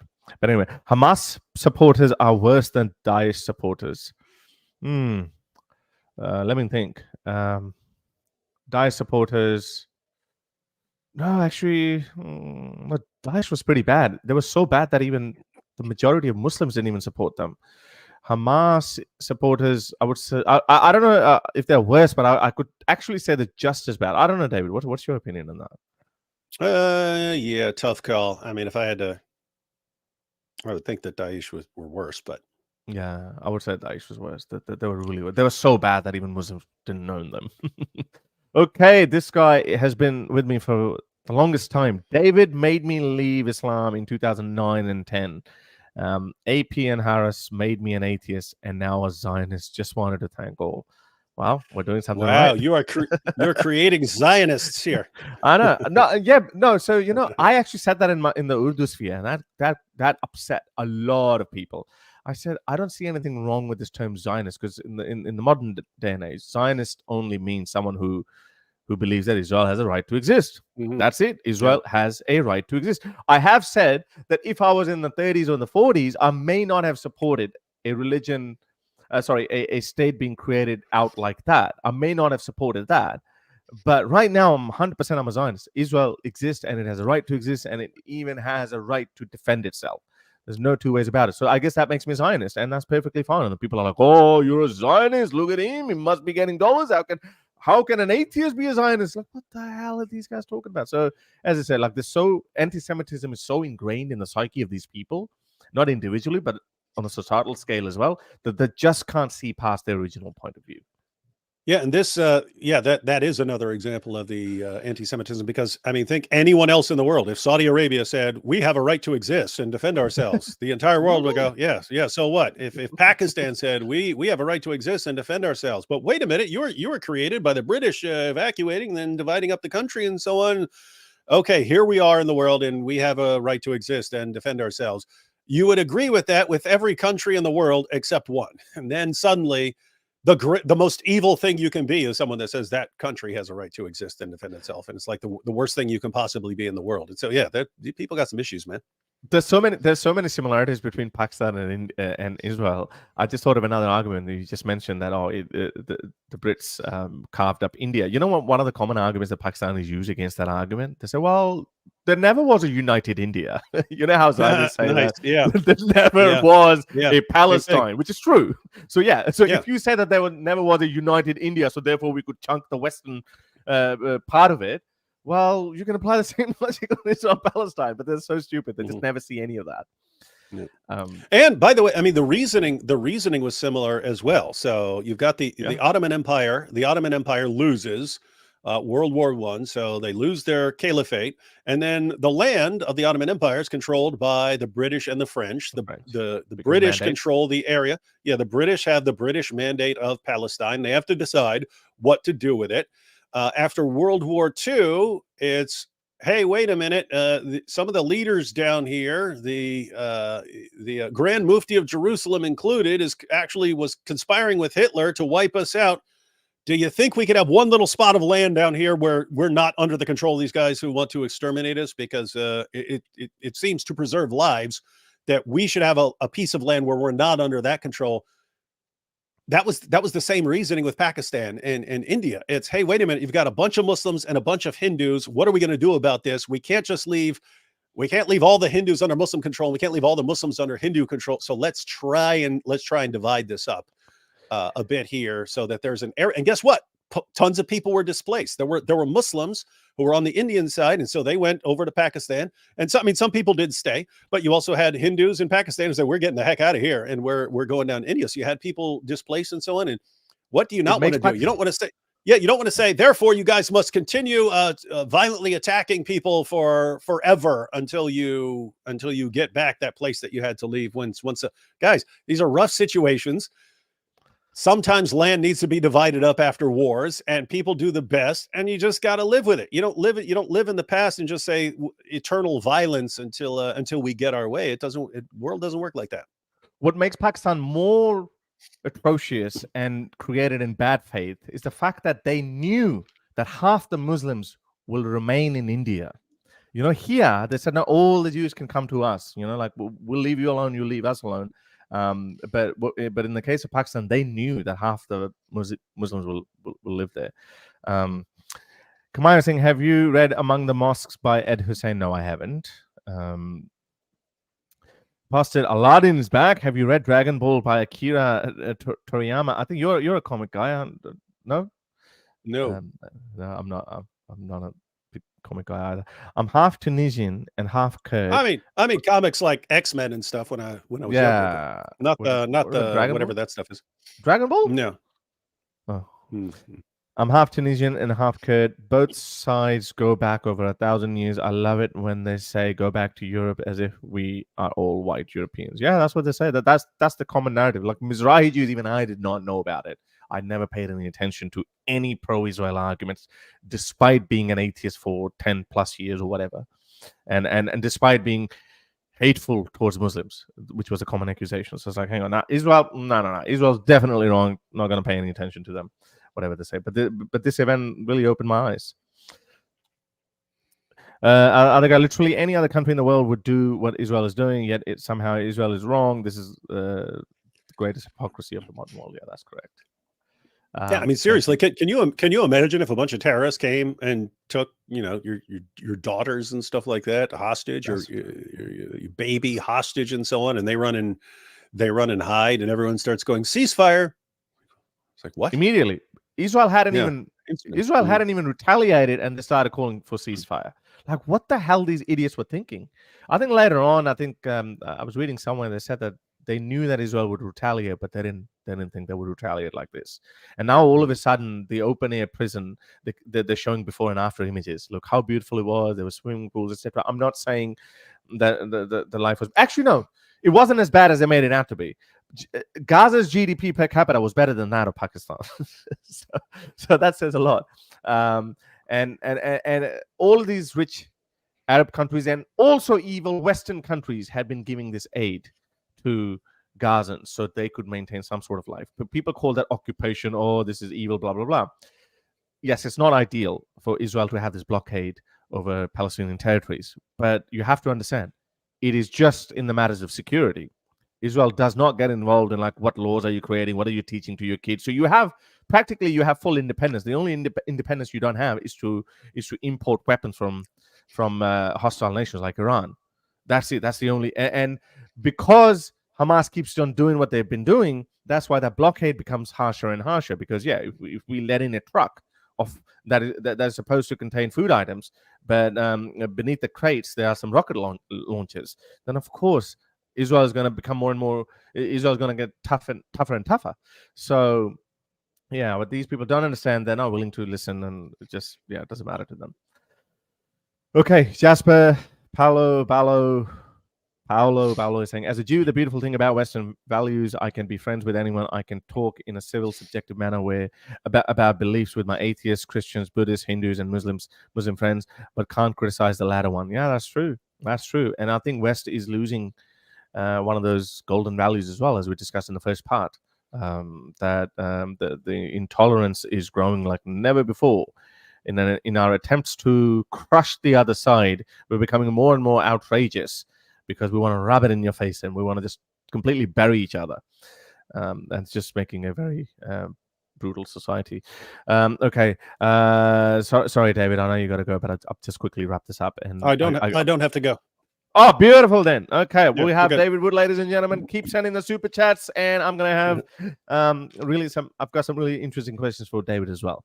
God has already shown you a natural sign in 1948. He fulfilled his promise to Jews, Kibbutz, Galud, Deuteronomy 30:105. I don't know. You know, like if you read any religious scripture, you're going to find these similar prophecies. But yeah, to me, they're not really that smart. But I don't know, David, you're the Bible guy. You would know what he's referring to.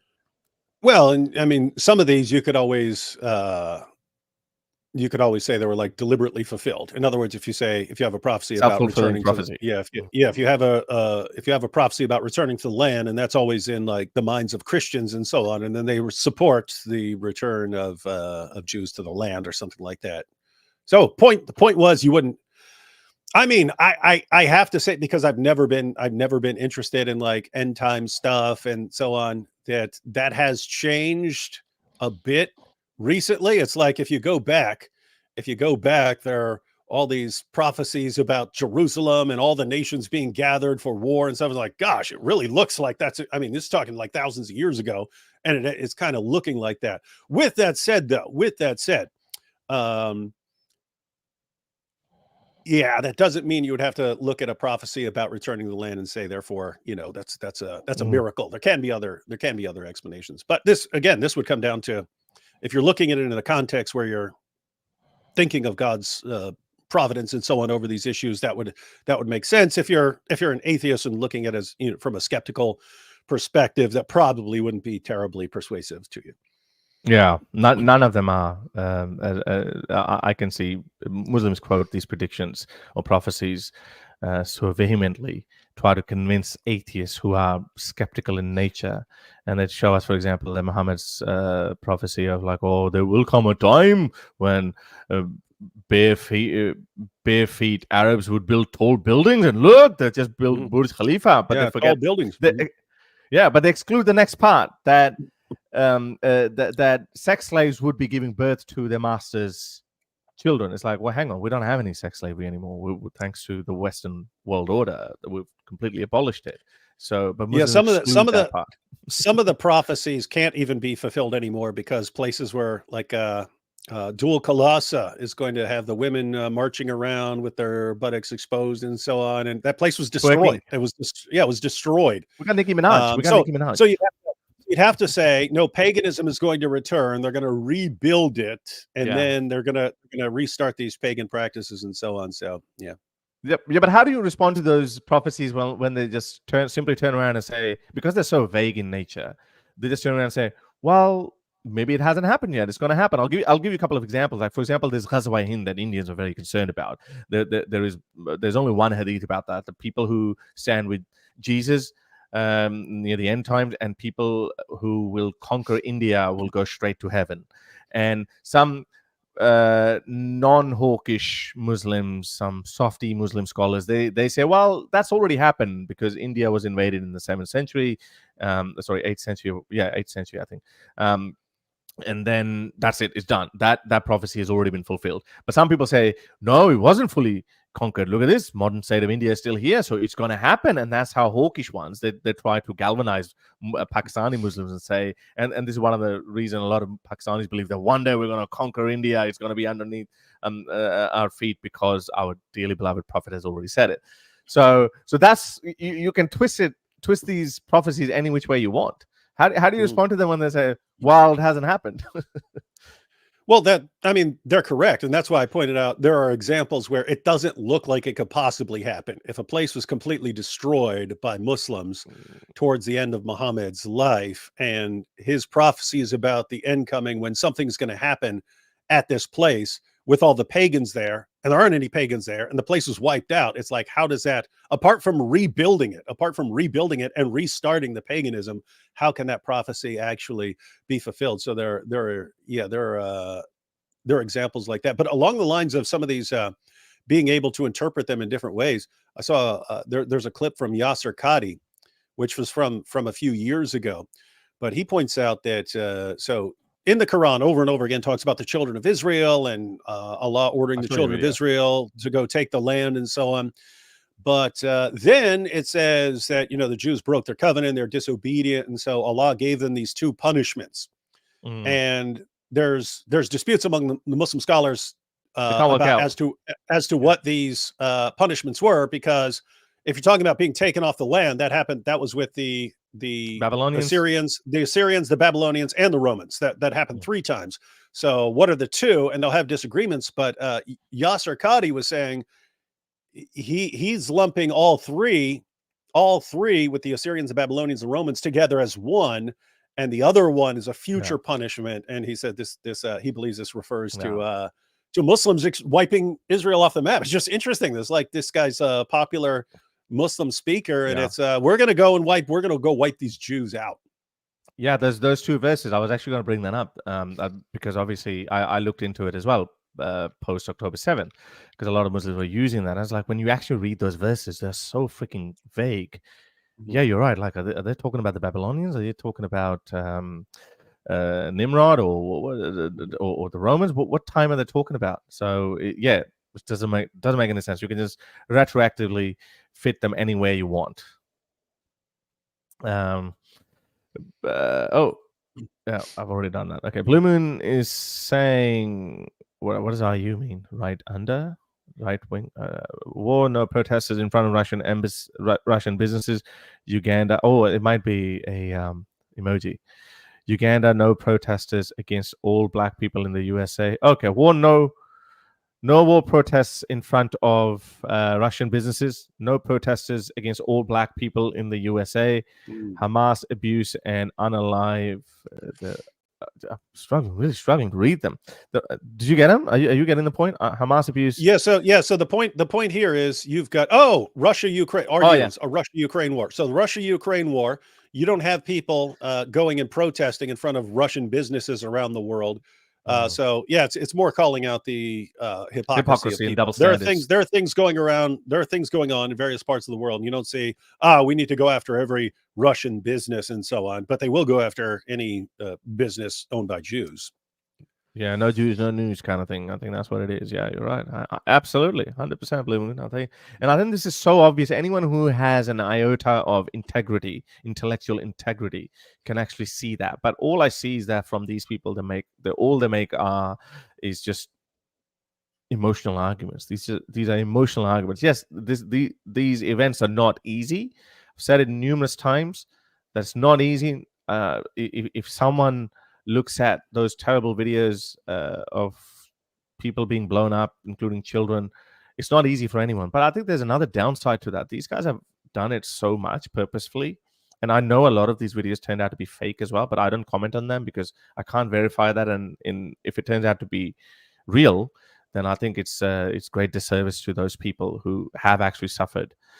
So I don't talk about that. But my point is that how they are weaponizing human tragedy is more wicked on these so-called pro-Palestine side, because they're weaponizing it, they're using it to achieve their military objectives, and the useful wokies are falling for it in their naivety, and some big Muslim apologist propagandist accounts like that Ahmad Salman and the Dawa guys, etc. They're just using that purposefully to. I think this is just wicked. I think it's so wicked. No, it So is. This cruel. goes. I mean, yeah, this is again, people with the dark tetrad of personality types, with the personality disorders, they insert themselves into the situation. So for a narcissist or a psychopath or something like that, he sees a big situation and, ooh, here's a way for me to become more popular and get everything I want, and they'll insert themselves into that situation. John Choi saying, "What's up, Harris? What's up, David Wood? Can you guys convince AP to get rid of that caterpillar crawling on his face? I hate it. Caterpillar crawling on his face? What is he talking about? That horrible, ridiculous mustache AP's been growing. Oh, all right. Yeah, Okay. Oh, yeah, I saw that. he apparently woke up one day and decided, I'm Italian, or my name is Giuseppe, or something like that, and rolled with it. Right. Okay, I get it. Right. Sam Kai, reunification of India, yay or nay? Well, now we see a lot of Indians say we don't want it. as a Pakistani who's seen my country go from bad to worse over the years, and it being an absolute failure of an experiment that the founder of Pakistan did. Pakistan, I think a lot of people are now beginning to believe that Pakistan would have been much better under United India. But then there is a right-wing Hindu element as well, and I can't blame them. They say, well, you know what? It's actually good, because if you include the populations of Pakistan and Bangladesh in United India, then Hindu and Muslim demographics would be almost 50-50, or very close to each other, and Muslims would have eventually outbirthed Hindus, and then India would have been. Now there you go. That would have been a real conquest of India. Imagine India. Then India would not have been a secular country. It gives rise to another point that I wanted to make, and your opinion on that too. I am for the two-state solution. I do believe eventually. I do hope so that when there is no more violence, when people in Gaza and the West Bank, they show that, okay, look, we can we can be the UAE of or the Singapore of the Middle East, etc. Once they can do that, there's no violence, there's no hatred towards Jewish people or Israel. Then let's hope down the track, 15, 20 years down the track, Israel says, look, we're convinced we have very good friendly relations. You can have, there's no blockade now. You're fully independent. I believe in that, but eventually, so that's one workable solution that you could subscribe to. I know some hawkish people probably don't believe in that. But how pathetic is this one-state solution? I mean, who are these people?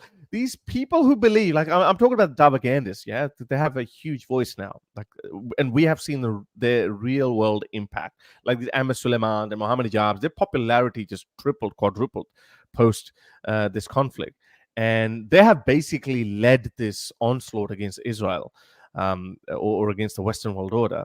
But these people who believe in total subjugation of the world, total conquest under Sharia, under Islam, blah blah blah. They believe in that. Then on the other hand, they also say there should be one state solution, where will be one secular nation and everyone will live happily ever after.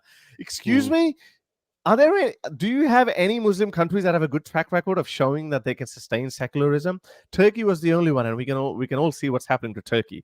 So that's what I'm saying. They're so dishonest. They strategically use dishonesty as long as the ends justify the means.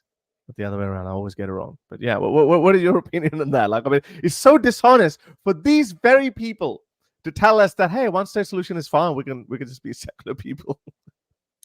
What do you think? Yeah, I mean, you're right, and you've talked about this earlier. Their real problem is just with Jews having a place. They can't handle the idea of losing to Jews. They just can't handle it. It enrages them. It enrages them around the world. And yeah, anything's on the table. Any sort of propaganda. If you have to use every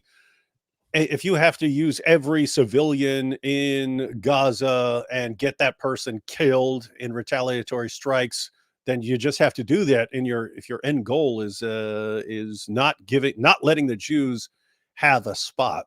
So yeah, there's no question. I mean, you're dealing with terrible people here. Yeah. And as far as the Dawa guys, and using this to their inserting themselves into these situations and using them to their advantage. Yeah, terrible people. I mean, I'm like you in that I would hope for a two-state solution. It's and I'm kind of hoping that Hamas is crushed so horribly that they realize for a long time we cannot win. Now there's a trade-off here, because the more brutal you are in eradicating Hamas, the more people and around the world, but even the local population, the more negative view they're going to have of you in the future. So the easier it is for future generations of terrorists to arise. So you basically want to implant the idea, guys, don't try this again. As much as it doesn't matter how much you hate us, whatever, do not try this attack again, because it's not going to work. And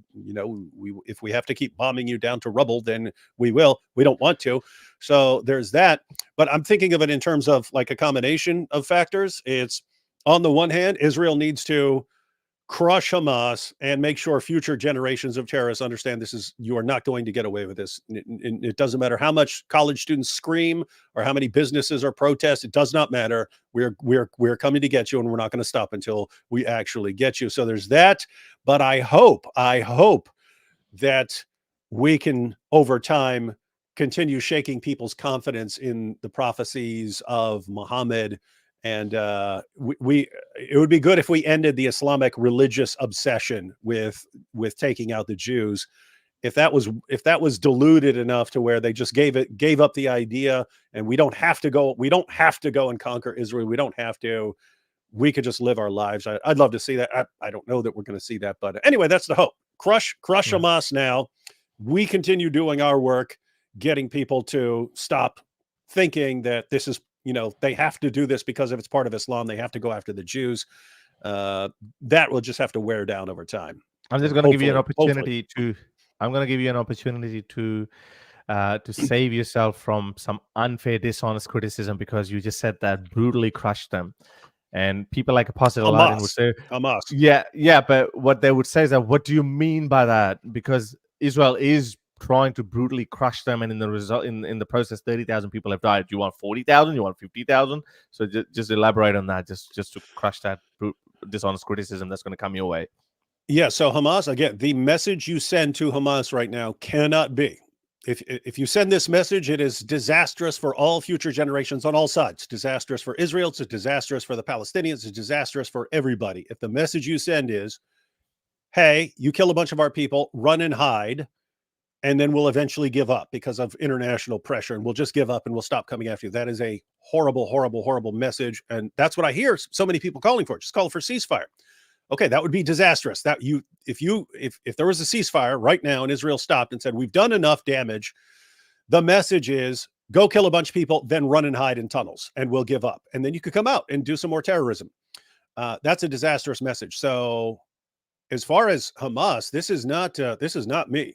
I pointed out before. People say, look at these horrible Hamas people and these guys killing people, and they're so violent. And well, guess what? I was violent too. So I hope that these guys change over time. So what I would actually like to see, people around the world calling on Hamas to quit being freaking cowards, turn yourselves in, and hand over the hostages, and then throw yourself at the mercy of the people you attacked, and hope they have some level of mercy towards you.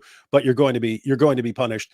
That's what I would like to see, and that's what would actually do that. That's what would be best for everyone. Hamas turns themselves in, hands over the hostages. I don't think that's going to happen. So the next best thing is making it clear to Hamas that if you're a terrorist organization that goes around and kills a bunch of people, then we're not giving up, and we're going to crush you. So some people use that argument, and people say that, for every Hamas soldier that you kill, you're leaving enough destruction behind that these people will become future terrorists. I spoke with this Palestinian activist, Ahmed Al-Khatib, brilliant guy. And he actually said, no, that's not actually true. He lost 31 of his family members in Israeli raids, and he did not have hate. And it's like, how is that possible? I'm like, if I was you, I don't think so. I would be so calm about it. And he told me about his struggles with anger and anxiety and hatred that comes, but he understands it's not a solution. And then he said he doesn't want it. He wants peace. He wants peace because what's done is done. I have to move forward. It's very difficult to even come to terms with that. You can't even put it to words. But then I look at it. People who did 9/11. Yeah, people say that, America lost in Afghanistan, etc. Look, the Taliban are back. They're not the same Taliban. Every dog that was involved in killing 3,000 innocent civilians on September 11 is dead. Al-Qaeda is gone. Yes, some other unforeseeable consequences came out of that, but that's fine. But it's not America that lost in Afghanistan. It's Afghans lost in Afghanistan. America tried its best. Whatever, after they had to do what America did, but after that, America tried to install democracy. It didn't work out. It's not America's fault. America installed a government. They equipped them as much as they could, but they showed those people are not ready for democracy. And again, I'm not blaming Afghan people collectively, because I know when the Taliban took over, there were so many people who were fleeing Afghanistan, and there still are. But the point is, I think this is fear mongering. That all of these Israel is just sowing the seeds of future generation of terrorists. I don't buy that anymore. We heard the same argument when the US was bombing, dropping having these drone attacks in the tribal regions of Pakistan, and a lot of people were dying. And Imran Khan used to say that, look at this. If someone kills my family members, I'm going to become a terrorist too. That's what he used to say. And I used to buy that. But where are those people? Not shaming them or anything, but I think there is this innate desire in all of us that once we come to terms with something, once there is a political solution, charismatic political leaders can convince their people to move on. We have to look towards a better future, etc. So I think it can be achieved, but the condition is, as you said, you're right, 100%. Hamas has to be destroyed, and then Palestinian people need to be convinced by Palestinian people themselves that there's no future. We've done it for 75, 78 years or so. We have to find a way to coexist. And we need to prove to Israelis that, look, we can be, the Singapore of the Middle East. Thank you, San K. You're saying we've already done that. David Wood, huge X-Men nerd, Magneto cosplayer confirmed. I will report this embarrassing fact to AP. I don't know if you do go to Comic Cons, don't you? No. Oh, okay. Well, no, there was a Comic Con. No, what was it? There was some sort of a Comic Con? No, like I've heard you post something about it. Not Comic Con. That was Apologeticon. That was an apologetics conference. Oh yeah, apologetic. Yeah, that's right. Okay. No, I don't know. I used to steal comic books when I was a kid and break into stores and steal them, and I would read some of them. So yeah, I read X-Men, Wolverine, some Spider-Man, stuff like that when I was a kid. Right. Okay. All right, let's just quickly go through this. Harris Palmer saying, David, do this kind of stuff with Harris. Appreciate it. Thank you very much. Yeah, well, David is obviously There is a big man here, like I can't grab him anytime I want. So Harris, any chance you can host me one day for a chat? I'd love to answer every question you have. Just came back from 4 months stationed in Ramallah, studied Islam and Middle Eastern affairs for 8+ years. Yeah, certainly. Look, I'll these days I'm a bit lazy with live streams. That was one of the reasons that why actually I hadn't invited David Wood, but it was a combination of many factors. But yeah, look, I'll send me an email. I'll see what I can do. I wanted to. Yeah. I wanted. We didn't get a chance, but I wanted to go to Ramallah when we were over there, and because they have like 4-star hotels, and I wanted to make a video. I spent a day in the world's largest open air prison, and yeah. I heard you mention that in your post trip Israel trip video that you were talking about, like how you wanted to go there. There were some really nice buildings there, and it's not as bad as it's. Would you agree with this statement? Like, I mean, I haven't been to Israel. I was gonna go to Israel. It's funny, when October 7 happened, I was in Europe at that time, and I was planning to just stop by in Jerusalem. Like I didn't plan it, but if I was going to go there, I was just going to be there for like 3 or 4 days. But then October 7 happened, so I was like, okay, well, I can't go now. But would you agree with the statement that Israel is by far the most maliciously maligned state on earth? oh yeah, like I don't even think there's a close second. Yeah. Yeah, I don't think there's a close second. Nothing comes close. I just found inside the fact that in 1971, in Pakistan's civil war, which gave birth to Bangladesh, Pakistan was responsible in the killings of 3 million Bengalis. 3 million. That's not since and throughout the history of this Israel-Palestine conflict since 1948. I was shocked to hear this fact. 100,000 people have died. 100,000, and 30,000 of them have came out in this latest conflict. So prior to this conflict, 70,000 people. Again, I'm not being heartless and saying just 70,000, but when we look at it holistically in terms of global conflicts, the figure is minuscule. But nobody puts Pakistan in the list of genocides, genocidal countries. Nobody says anything about Turkey's Armenian genocide. Nobody mentions anything about Syria's own genocide on its own people. Saddam Hussein using chemical weapons on Kurdish people. Saudi Arabia, Yemen. Nobody talks about it in the same line. It's just like as though it never happened. But here, totally different standards. And even America is applying those double standards on Israel now, albeit because of global pressure. But it's the most maligned country. And I think it comes from the fact, again, it goes back to anti-Semitism. All of these people, they just don't accept the existence of Israel. Israel's first step is not to tell, hey, look, we're the good guys. Israel's first step is to tell the world that, hey, guys, all of you have your own country. We have a country too. Can you just look at us as a country? What is it? Half the world doesn't even recognize Israel, or maybe a lot of countries don't even recognize Israel. And herein lies the problem. It's mind-boggling. Mm-hmm. Saying Indo-Pak violence was similar is like saying violent robbery is same as stealing a bicycle. Post-partition Hindus in Pakistan have dwindled to near zero, excluding Bangladesh. Muslims in India have grown. Yes, there's some truth to that, but not the way you see it. A lot of Indians constantly misquote the numbers of Hindus in Pakistan. So the reason why they were, when we look at in 1947, Pakistan's Hindu population was close to what I think 23% or something. But that because a big chunk of those Muslims lived in Bangladesh. Okay, and then came 1971 or 1970 riots and all that. A lot of people went to India. So there was a major dip in the Hindu population of Indian Pakistan. Indian Bangladesh. But then Bangladesh became its own country.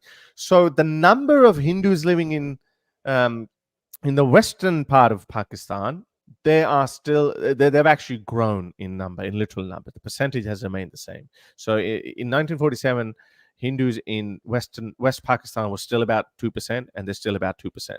So no, that's not entirely true, but I understand the sentiment that's not to negate the suffering of Hindus in both in Pakistan and Bangladesh. There's no denying Pakistan is a terrible state when it comes to treating its minorities. But that figure is grossly misrepresented. Samson's Bespoke Workshop became a YouTube member. Thank you very much. And Rasa sang again, saying in the park. Oh, you've already done it. Yeah, I think it's the same one. Thank you. Was it doubling? Thank you for doubling it up. He actually paid $10 twice. The same message. Partition of Nigeria, yeah or nay? I actually don't know much about it. You covered this. You've been covering this conflict in your streams with AP. What's your opinion? Yeah. So basically, you have Nigeria is one of the most important places in the world as far as the expansion of Islam. We tend to think that everything stands or falls with Western nations and so on, where you have the Islamic world, and it has expanded in the past and has eventually reached places where it's been stopped. And the goal is to keep pushing that line. So in India, you've got there.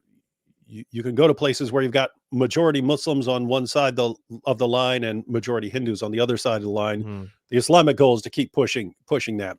But Nigeria is one of those areas where you have Muslim majority in the north, Christian majority in the south, and jihadis are trying to push further and further south with the goal of just taking over, basically ethnically cleansing Nigeria, making a Muslim population. But it doesn't stop there. That doesn't stop there. The next step would be continuing pushing south. And so what do you do? I mean, more Christians are being killed for being Christian in Nigeria than the entire rest of the world combined. And so what do you do about that?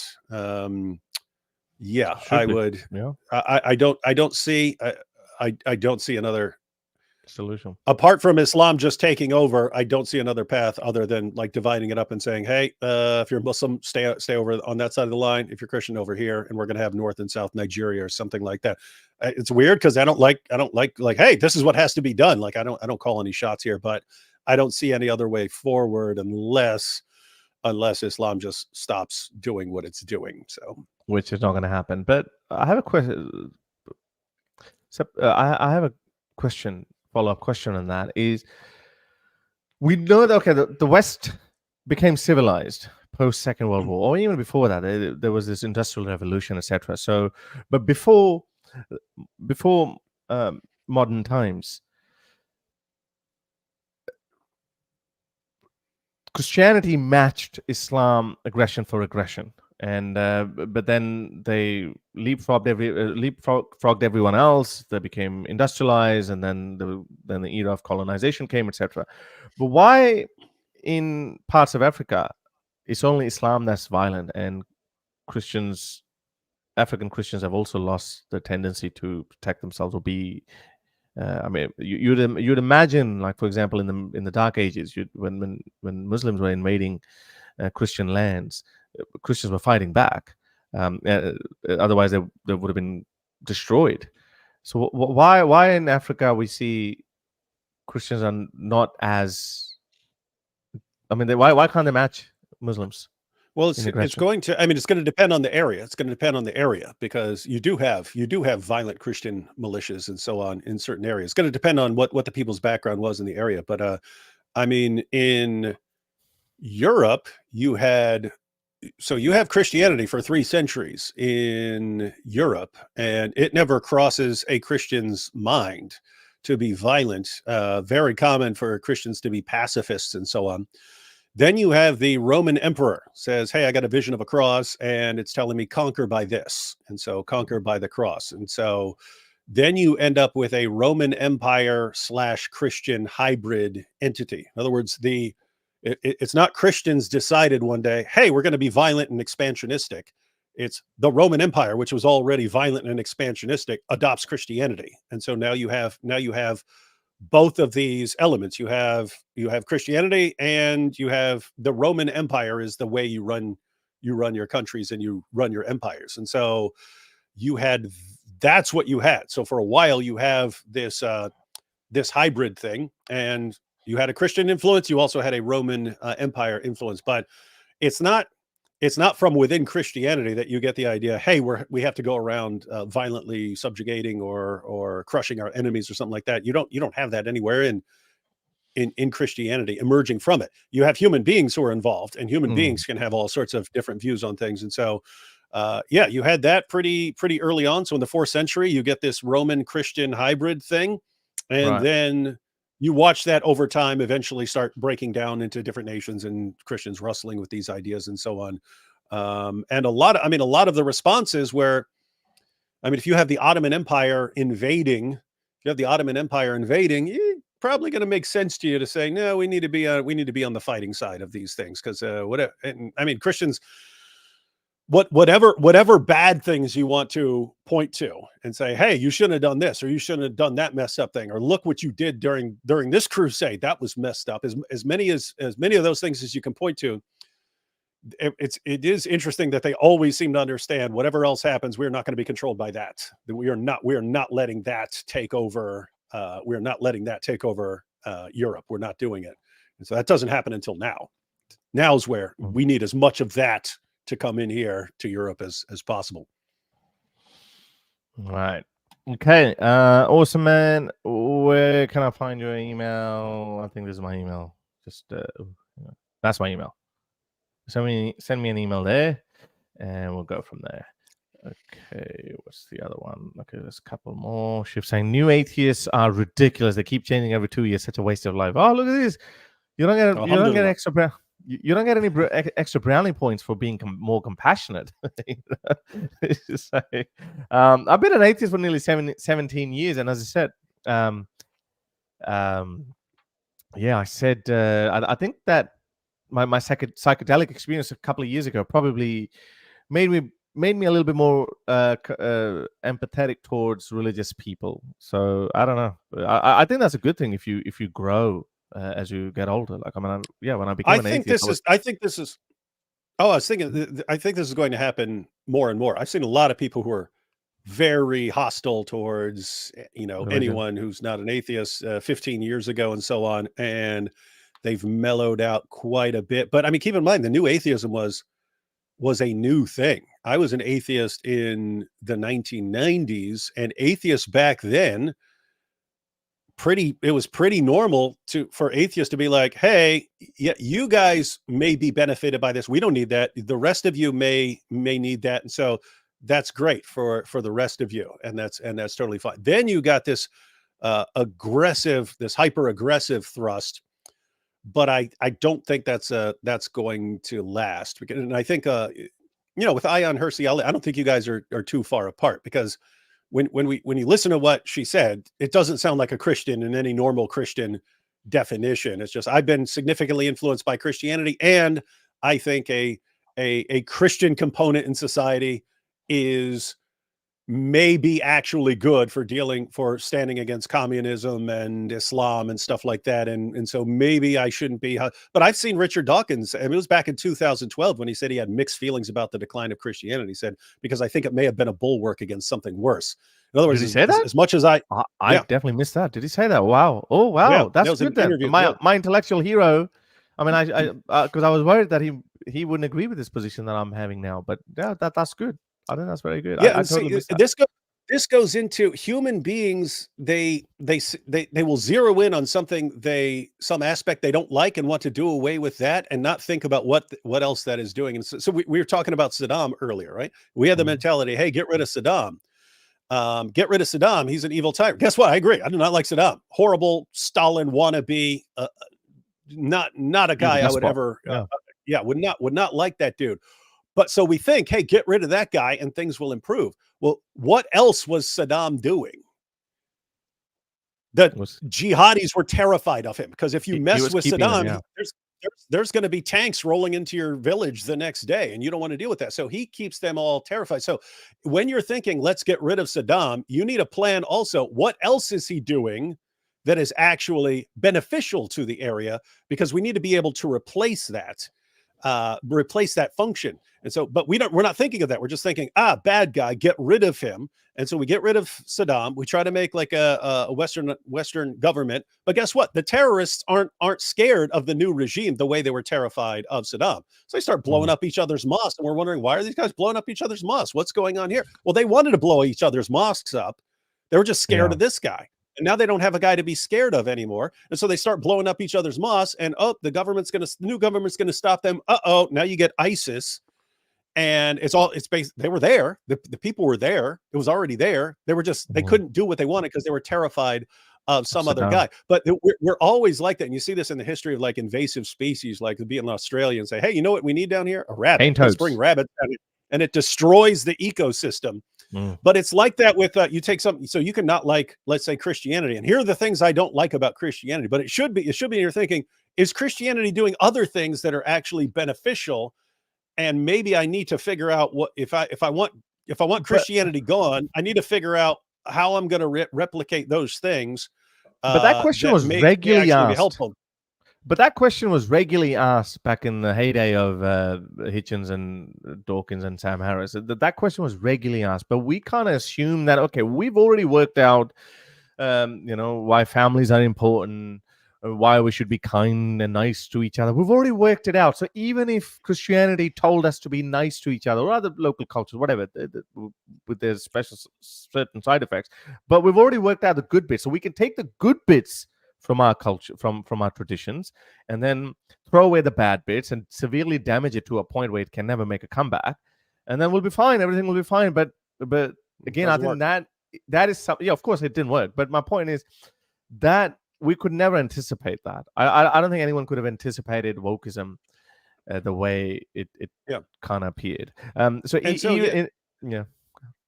no, I was just saying, and so it was because you're pointing out you can't anticipate certain things. So if you're an atheist in the early 2000s and you're looking around, wait a minute, look at this professor here. He's an atheist. Here's a professor. Hey, we all get along well. What are you talking about? We have families. We don't need religion. Why does anyone else need this sort of thing? So why don't we just if we just get rid of it, everyone's going to be like us. And so you don't know what. Hindsight is easier, right? We know what was coming. They didn't know what was coming. Now that people find out, I don't know. It seems like I think in the near future, the next decade or two, I think atheism is going to kind of go back to that like 1990s vibe of, hey, you guys, if you're going to be religious, as long as you're not killing us or something like that or doing something bad, you're fine. I don't need it, but happy if you guys are so I could be ahead of the curve. Religion. So I could be ahead of the curve. So are you saying, well, all atheists will become like us? Well, like, you can do whatever you want. Like, I mean, as I said, like, I have similar feelings towards Muslims as well. I don't care. You want to pray 5 times a day, whatever. I don't want to spend my day telling you like how ridiculous your religion is. I actually don't want to do that. The only reason why I got caught up in Muslims, because I am an ex-Muslim. I have, I know more about Islam than any other thing. But because of its direct impact on the society that I cherish so much, that's the only reason. That's my only bone of contention with them. I have no problem with them. So you're right. Like, I mean, let's hope it goes to that era where everyone's like, go do whatever you want. Well, keep in mind, you did have aggressive atheists. You had the organization American Atheists, and so you did have them. But it's kind of like your average atheist is like, why do you guys care so much? What do you care what everyone? What are you upset? Why are you guys obsessed with controlling everyone else? And so I think it's basically atheism shifted towards more hostile. I think it's going to dial back some. I think you're still going to have aggressive atheists, but I think a lot of like your average atheists will be like, dude, shut up. We tried it. It didn't work. It didn't work out very well. No, but Roe v. Wade or those kind of things where you have aggressive Christians as well who want to get involved in the matters of the state. So don't you think then that would antagonize atheists who would be otherwise peaceful or non-intrusive atheists? Don't you think that would antagonize them, and as a result will remain in this tussle, in this tug of war? Yeah, it's possible, because I mean, when we were talking about predictions and so on, it really looks like everyone is fragmenting. Everyone is fragmenting into different groups and are becoming increasingly hostile towards everyone else. I'm just saying, based on observations with Ion Hersey, Joe Rogan just recently said, we need Jesus now. It seems like, and I remember him saying all religion is BS. I remember him saying that. No, hey, we need Jesus. It's just I think people's attitude towards religion is going to be softening a bit, and that tells you a lot. That tells you a lot about these these Wokistanis, like, doesn't it? Like, it has scared a lot of people. For the longest time, I just ignored. I remember when Jordan Peterson first burst onto the scene back in 2011 with this, transgender movement and all this pronoun debate. I was like, what is it? Doesn't even affect 0.1% of the world's population. It's not even, I'm not even interested in that. Go away. I don't want to talk about it. I don't care. But then it just kept ballooning. And I know Christopher Hitchens talked about this. He was also one of the first people to identify that. But unfortunately, he died in 2011. He spoke about how these students in college campuses, they're just absolutely losing their shit. But then he died. But we did not know that what kind of Frankenstein monster we were creating. And people like Richard Dawkins himself, like, he doesn't get into this. He has a very strong opinion, kind of like me. No, it's not that strong. I don't care if you're a transgender or not. If you want me to call you with a certain pronoun or whatever, I don't care. But just don't impact my life or the lives of people that I care about. Don't get involved. And by the way, even Jordan Peterson, when he came out and started talking about this issue, it was pretty tame. It was a pretty tame position. He was saying, hey, if a student wants me to address him, her, whatever, by some pronoun, I will do that. I don't like the government telling me that I have to do this. That's my problem. That's like basic free speech stuff.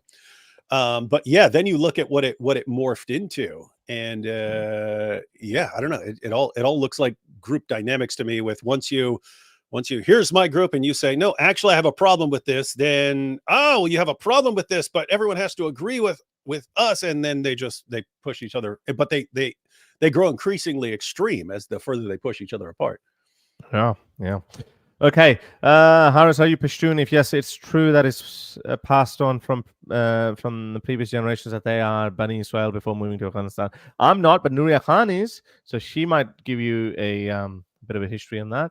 No Hindu went from Pakistan to Bangla. Almost all Hindus in Pakistan vanished. Undoubtedly, stop apologizing for Pakistan, bro. You're a goose. Like, seriously, if you're gonna quote me that, seriously, you don't know anything about it. Have a look at have a look at the demographics, the consistent surveys from 51, 61. I think there was no survey in 71, and then 81. Have a look. Compare that keep that in your mind. West Pakistan and East Pakistan, there were two different entities. And most of the Hindus lived in the eastern part of Pakistan, which is Bangladesh. So, yeah. Great expectation. The world needs is radical expansionist Buddhist. Really? Okay, well. As long as nobody steps on my toes, I'm okay with that. Enlightened Soul and Infidel Noodle is in the house. Big shout out to Infidel Noodle. Poor girl, she had to go through a lot with this whole AA controversy where she just spoke with Apostate Aladdin and I don't know what happened. Sorry, Apostate Prophet, and then Starsky and Hutch. Who's Starsky? Okay. By the way, thank you everyone for your super chats. Okay, now I just want to ask you some questions. So. As you pointed out, and you made me look into this position of, the new atheist movement kind of promised this scientific utopia where everyone would be reasonable and scientific minded, but it didn't turn out that way. And then I thought about how you actually, I never knew this about you. I knew that your psychopathy had been brought up even by yourself, but then some people were attacking you, and there was this old clip of yours, you look a lot younger, where you were talking about when you attacked your father and what you felt at that time, and then you went to jail for 10 years, and then you were an atheist at that time, and you met this Christian guy, and you were like that atheist, like, oh, I don't kind of believe in that, blah, blah, blah, and then you turned to, and that's where you became Christian. And the way you mentioned the whole episode with your dad, and I think your dad didn't believe that my David would do that. And then when he came to see you in prison, you said, Dad, it was me. And I was like, oh, okay, but I forgive you. So that got me to thinking that in your case, do you think, there was a utility of Christianity or of some sort of a structured belief system because of your mental condition, or you actually did find faith per se, like you just because rationally, because I still see you're a very rational guy. You're 100% rational. Whenever you look at it, we arrive at similar conclusions, but then obviously there's this big elephant in the room, which is Christianity and their miracles and the whole doctrine and theology behind that. So my question to you is, initially, did Christianity get you at the lowest point in your life when you thought that maybe I need a structured doctrine or belief system to stay in line, or otherwise, your psychopathy would make you do something like that again, and that's the end of your life? Was that a conscious decision? It was definitely the lowest point in my life. So this is I'd already been taken out of the regular jail block I was in because they thought I was trying to starve myself to death, even though I was just like in a fasting battle with this Christian.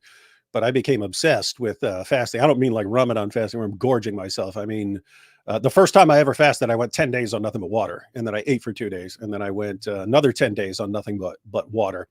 But I kept doing that. I would eat for 2 or 3 days or something like that, and then fast. And so I was probably 235 pounds when I went to jail, and I got down to about 150, which at 6'3", I was looking pretty pathetic. So there's that's going on. I had a shingles reaction because of a vitamin deficiency. So because I wasn't eating and getting any vitamins, and I got this rash all over my body, horribly itchy. I couldn't stop drooling. So there I am in the cell.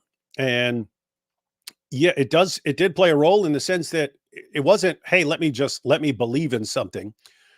I was actually studying, I was reading the Gospels and reading some stuff just because it was like later when I was friends with Nabil. There's a guy, we have a different position and we argue all the time, but there was a guy like that who was in jail with me, and he was a Christian, and so we're arguing all the time, and so I'm studying just so I can know what I'm talking about too. So again, same as later on with Nabil, and he's using arguments from Sahih al-Bukhari, and so I start studying Sahih al-Bukhari to respond to those arguments. So at that point, I'm just studying Christianity because I'm arguing with a Christian all the time. But yeah, there were those 3 issues, and I brought them up in my video that I made about this. But it was a kind of design argument, and it was just looking around at the blocks in the cell I was in, and me thinking, no one ever gave me good reasons to believe that life can form on its own. I was just told that it did. But if someone told me this room went into this arrangement, these blocks went into this arrangement on their own by natural processes, wind or something like that, I would think that's like insane. That's idiotic. And yet someone could just tell me that because the person's, a teacher in, 10th grade biology, they tell me that, and I just believe that. So that didn't convince me that everything is created. It got me wondering, like, did I buy into stuff that was not actually shown to me? And this is actually plays a role in decisions. So there was the resurrection that really started bothering me, because I thought I had explained Christianity in my mind, that Jesus had a bunch of followers. He died. They wanted to keep the movement going, so they make up this story about him rising from the dead and so on to keep the movement going. That's what I thought. I find out how these guys go to their deaths, and then I think that doesn't sound like people who made it up, and so you need some other explanation. And then the other was a kind of moral argument that there was just always this conflict that I believe everything was just completely pointless. Like, I mean, to the point where like it's a joke that anyone takes it seriously. There's this huge universe, and there's this little speck that's our sun, and this tiny little dot that's our planet, and these just stupid blobs of cells that are going to last a few years and be gone. And we think that everything we do is this super important stuff. It's like, are you serious? Like that's insane and idiotic. You're a blob of cells. It was only there because a bunch of random stupid stuff happened, and then your ancestors did a better job banging than everything than the other organisms around you, and that's why you're there. And suddenly, like, every thought that pops in your head is super important. But I believed that, like, it's all a joke. Morality, any rule you can come up with in your head of don't do this, don't do that, it's a giant. It's like stupid that you think that way. But simultaneously, I held that like I was the new stage of humanity. And I'm the most important thing in the world. And it was just, those things don't go together. You can't say, hey, I'm the most important meaningless blob of cells. And so it just, I started thinking, and it was kind of, it's along the lines of, Okay, either there's like some standard or some basis for what is right or wrong and good and bad or something like that, or there isn't. If there isn't, then it makes no sense for me to think that I'm important in the grand scheme of things at all. If there is some standard, like what are the odds that I'm actually the pinnacle of humanity, right? In other words, if there is some standard of what's good and bad, what are the odds that this guy sitting in a cell drooling all over the place with a rash all over his body who refuses to eat, what are the odds that this is the greatest man in the world? It was like ridiculous. But that got me thinking in terms of like moral argument, and then with the design argument, and then the resurrection. And it wasn't like, oh, this is proven to me. It just made me doubt my confidence that I'd had before, that I had all this stuff figured out. And so it started leaning in that direction, like, well, gosh, maybe there is a point to all this stuff. Maybe there is a creator, and maybe there is a moral law, and I violated it. And if Jesus did rise from the dead, then I don't know, then, well, if there's anyone in history that could help with my situation, it would probably be that guy. And then so at that point, it was just, what have I got to lose here? Like, what if I bow down and pray and nothing happens and nothing changes? It's not like I'm getting any worse, but like, why wouldn't I just try? Why wouldn't I try that? So it was kind of just experimental. Like, I've got nothing to lose. I'm already as pathetic as I could possibly be. I'm about to be sent to my third mental hospital. What if I pray and nothing happens? Well, I'm in the exact same boat. And so I prayed. Hold on to that, because Mhm. so this is exactly what I thought that might have happened to you, because obviously you're in a low point in your life, and as we discussed earlier, that you and I, we both can look at the same piece of information and we could arrive at totally different conclusions. Like, I mean, you thought about this argument about the design argument, someone must be there, the moral argument, etc. And I'm sure you would be aware of atheistic arguments on that too. So I'm trying to work out, why would you sway to one side of the argument, or so one conclusion rather than the other conclusion?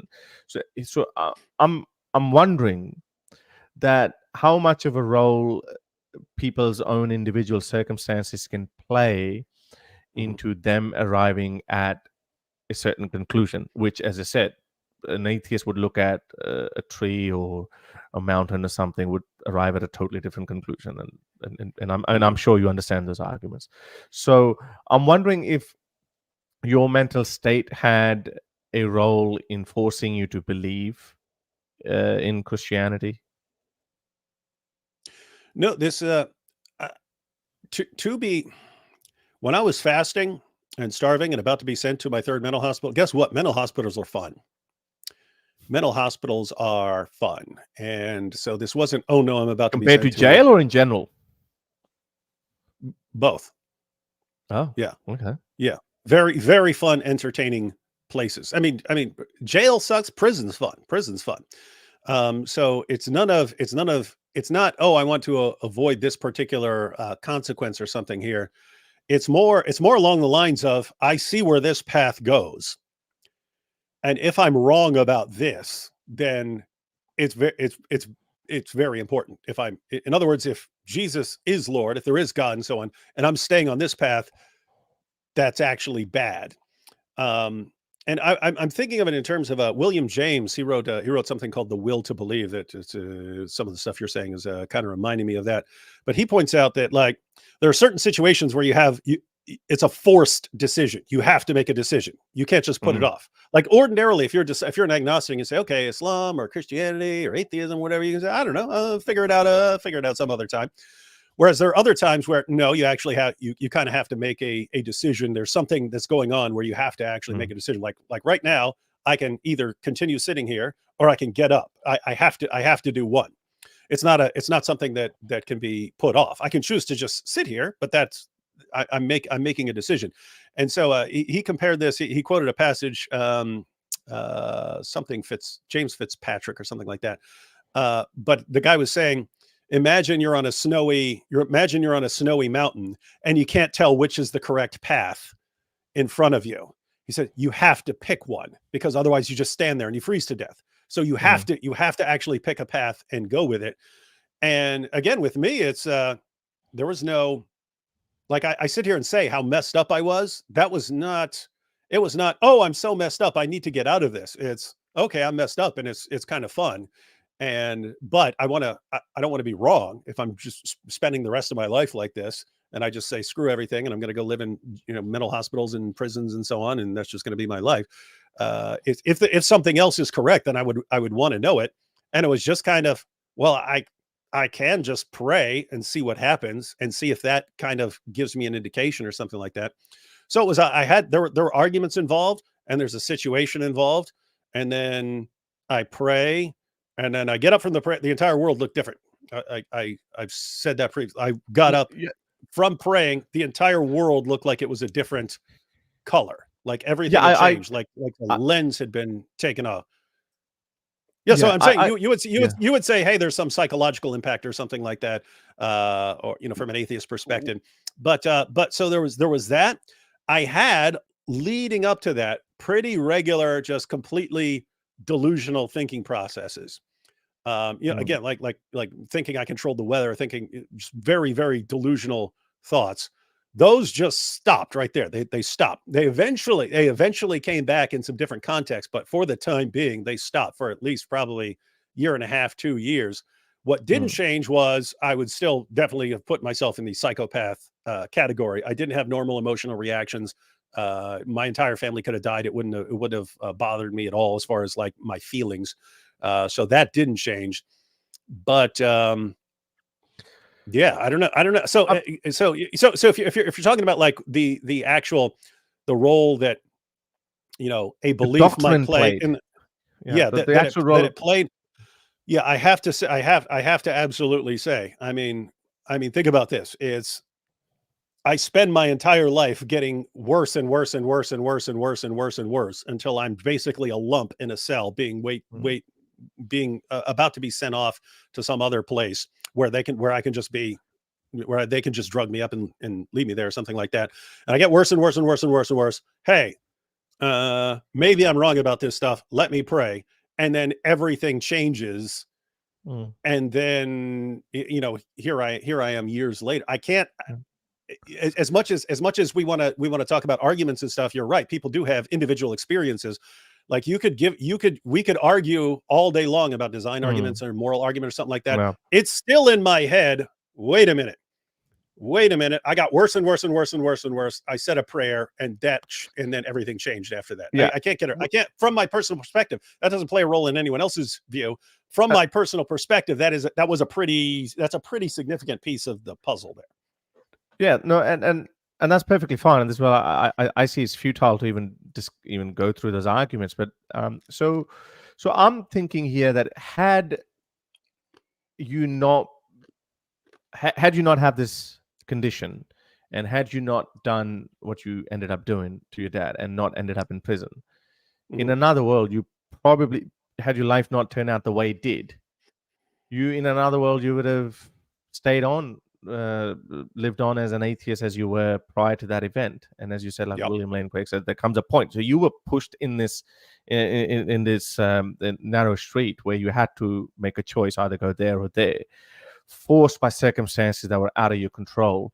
So I'm thinking you're basically warmed up to the idea of Christianity or God or moral arguments, because not necessarily consciously, but because you were forced into it by your circumstances. And then once again, it must have been really comforting, and it must have done amazing things for you. And that's why when the moment you prayed, you felt a difference. Because, for example, when I was going through the experimental stage, obviously my story is not as strong as that. Like I used to talk to Allah all the time. I used to ask Allah, hey Allah, if you're real, just give me a sign, just send me a sign, just give me an itch over my right shoulder or something, so I can I scratch it and that'd be something. There you go, I just scratched the side and itch came. So when you're thinking about something, and a lot of the times it actually did happen.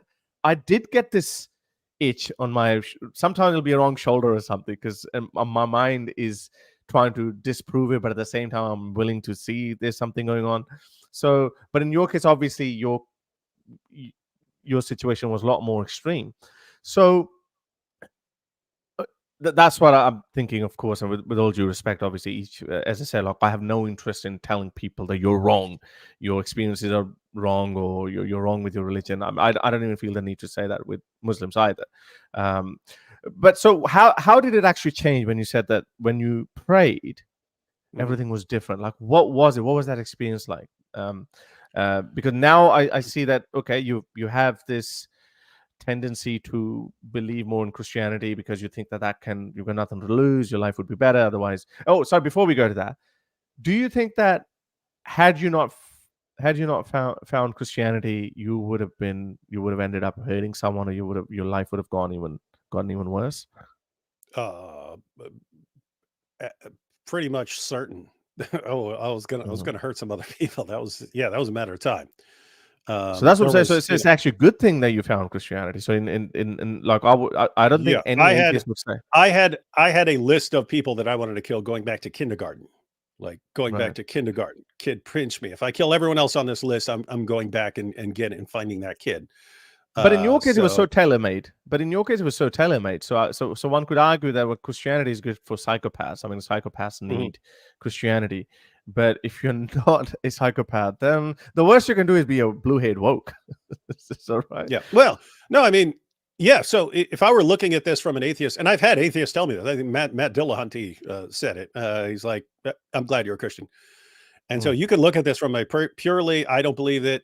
I don't believe any of this stuff, but I'm glad you believe it, because if you mm, don't believe it, you don't have any sort of emotional reactions to killing and slaughtering people. And so if you believe it's wrong because you believe in Jesus, then that's good.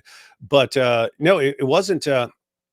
Again, when I talk about, this is the low point in my life, it wasn't, oh, I need to be rescued from there was something really, really fun about this. It was like I was constantly being stripped away, uh, like everything that there's this weird obsession when I was growing up of like, you're being programmed by things to think in certain ways, and me thinking I'm beyond all of this. Why are you guys telling me what to do and what to think? And over time I have to like cleanse myself of pollution from the rest of the world. Like the world is polluting me, and I need to cleanse myself of that. And that's part of the thing of like breaking laws and doing crimes and so on. It's like, oh, you're telling me I can't do this, now I want to go do it. mm. And so it's just constantly stripping away everything I've been taught. And then, I eventually get more and more and more. And it's like, I do not have to live according to your system at all. I can sit Yeah. here, I can sit here in jail or a mental hospital and do whatever I want, think whatever I want. I don't have to follow any rule. Any punishment you want to give me, I can take. And what? I can just spend the rest of my life like this. It was just, is that actually correct? Is this some sort of correct path for me or something like that?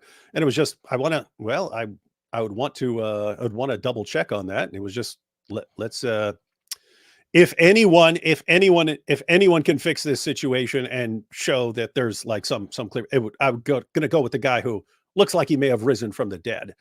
And so let me go with that. And then tried it out, and what do you know? Everything did change. And so, yeah, from an atheist perspective, I think you say, yeah, psychopaths need Jesus, even if you don't believe that that's true. Because I think I'd be a pretty different person right now.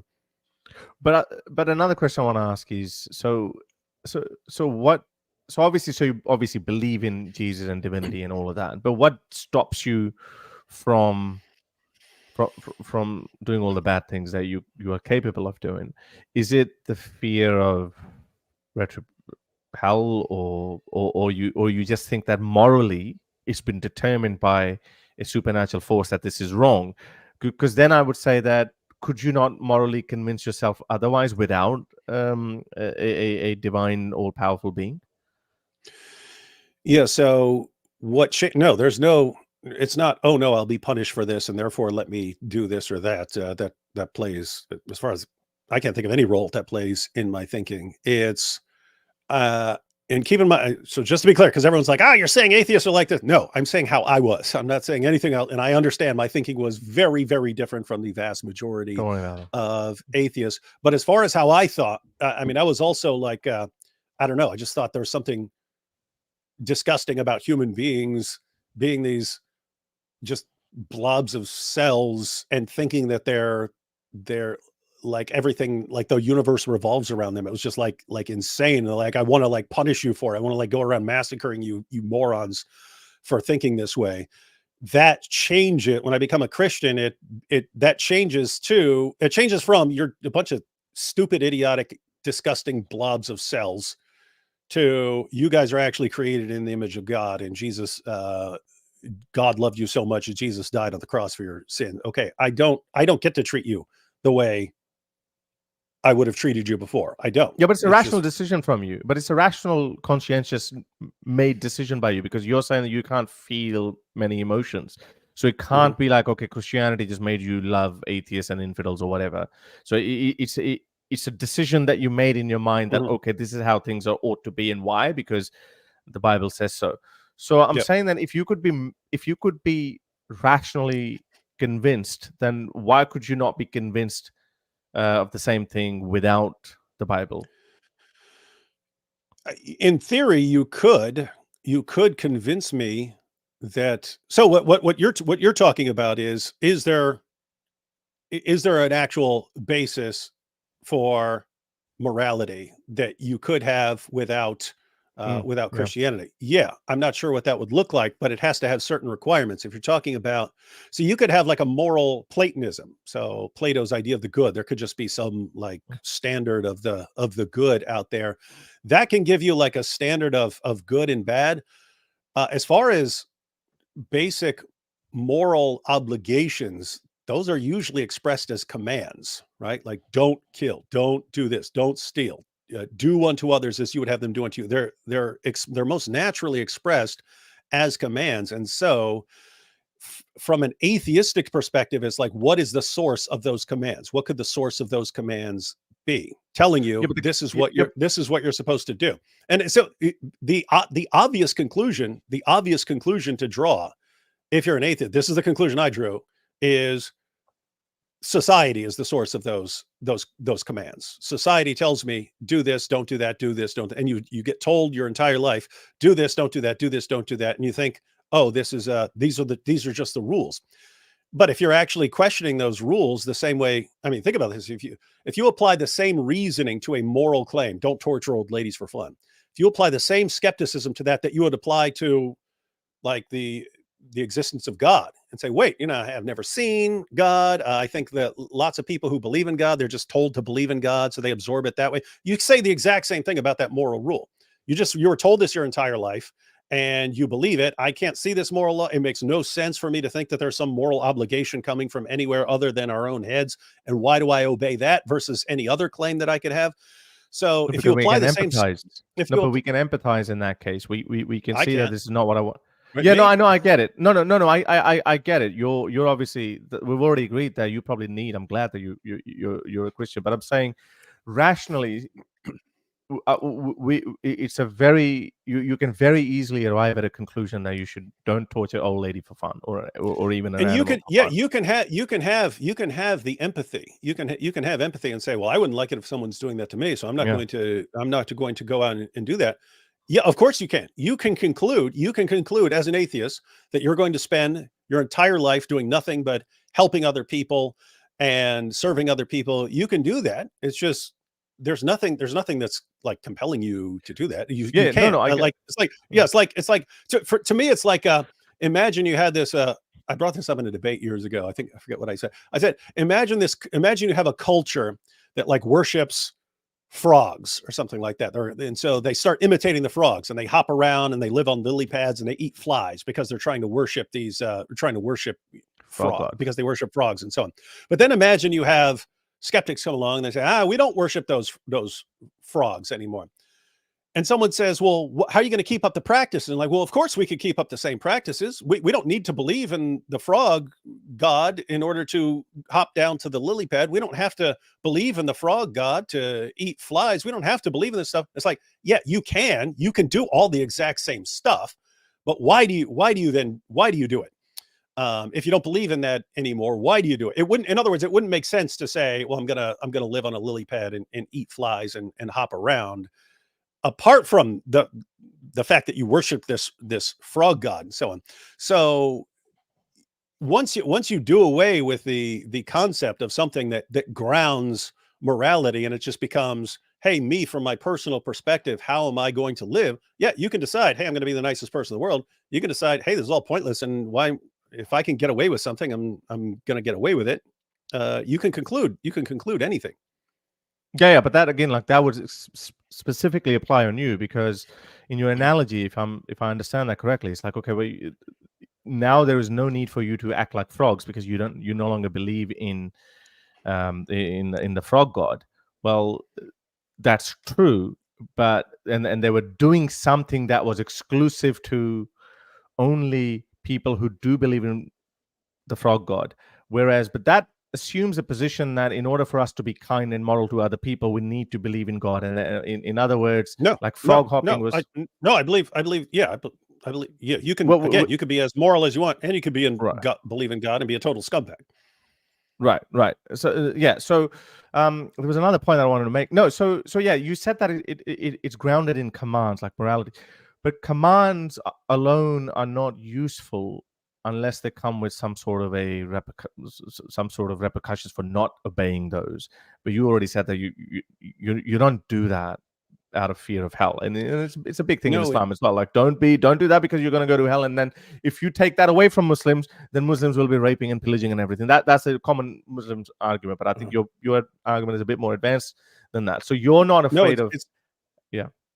No, it's not about repercussions. It's what is the status of the command. So if I'm told when I'm growing up, don't needlessly inflict harm on someone else or something like that. So some version of that. What is the status of that? Is it just something that you made up or that society made up? And I don't think that society is an authority over me. What is the status of that? If it's actually on some level, Reason? a divine, is reason not good enough? Is reason not good enough though? But again, like I in have your case, I have no idea how you would get from just reason to. I mean, that's like, the. I don't want to be treated. That's the is I don't want ought to be fallacy. tortured. Yeah, no, but I don't want to be tortured. So again, as I can understand. So no, Why so would what I I'm. care?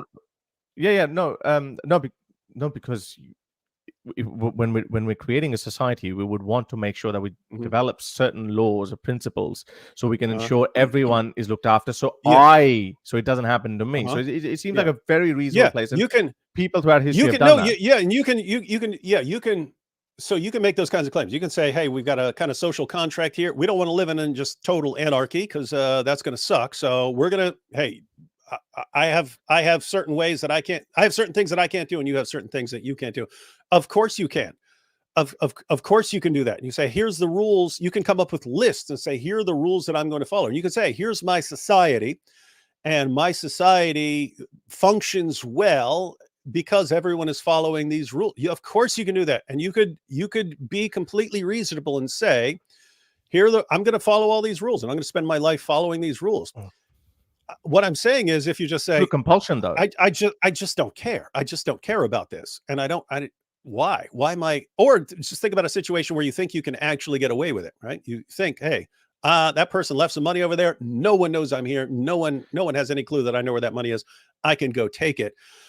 Society's not breaking down because of that. Society's not breaking down because of that. The society will continue to function just fine. My point is, yeah, you can. What you're actually saying, according in your moral framework that you just described, is, hey, it's actually to my benefit if I follow these rules, and so I'm going to spend the life following these rules.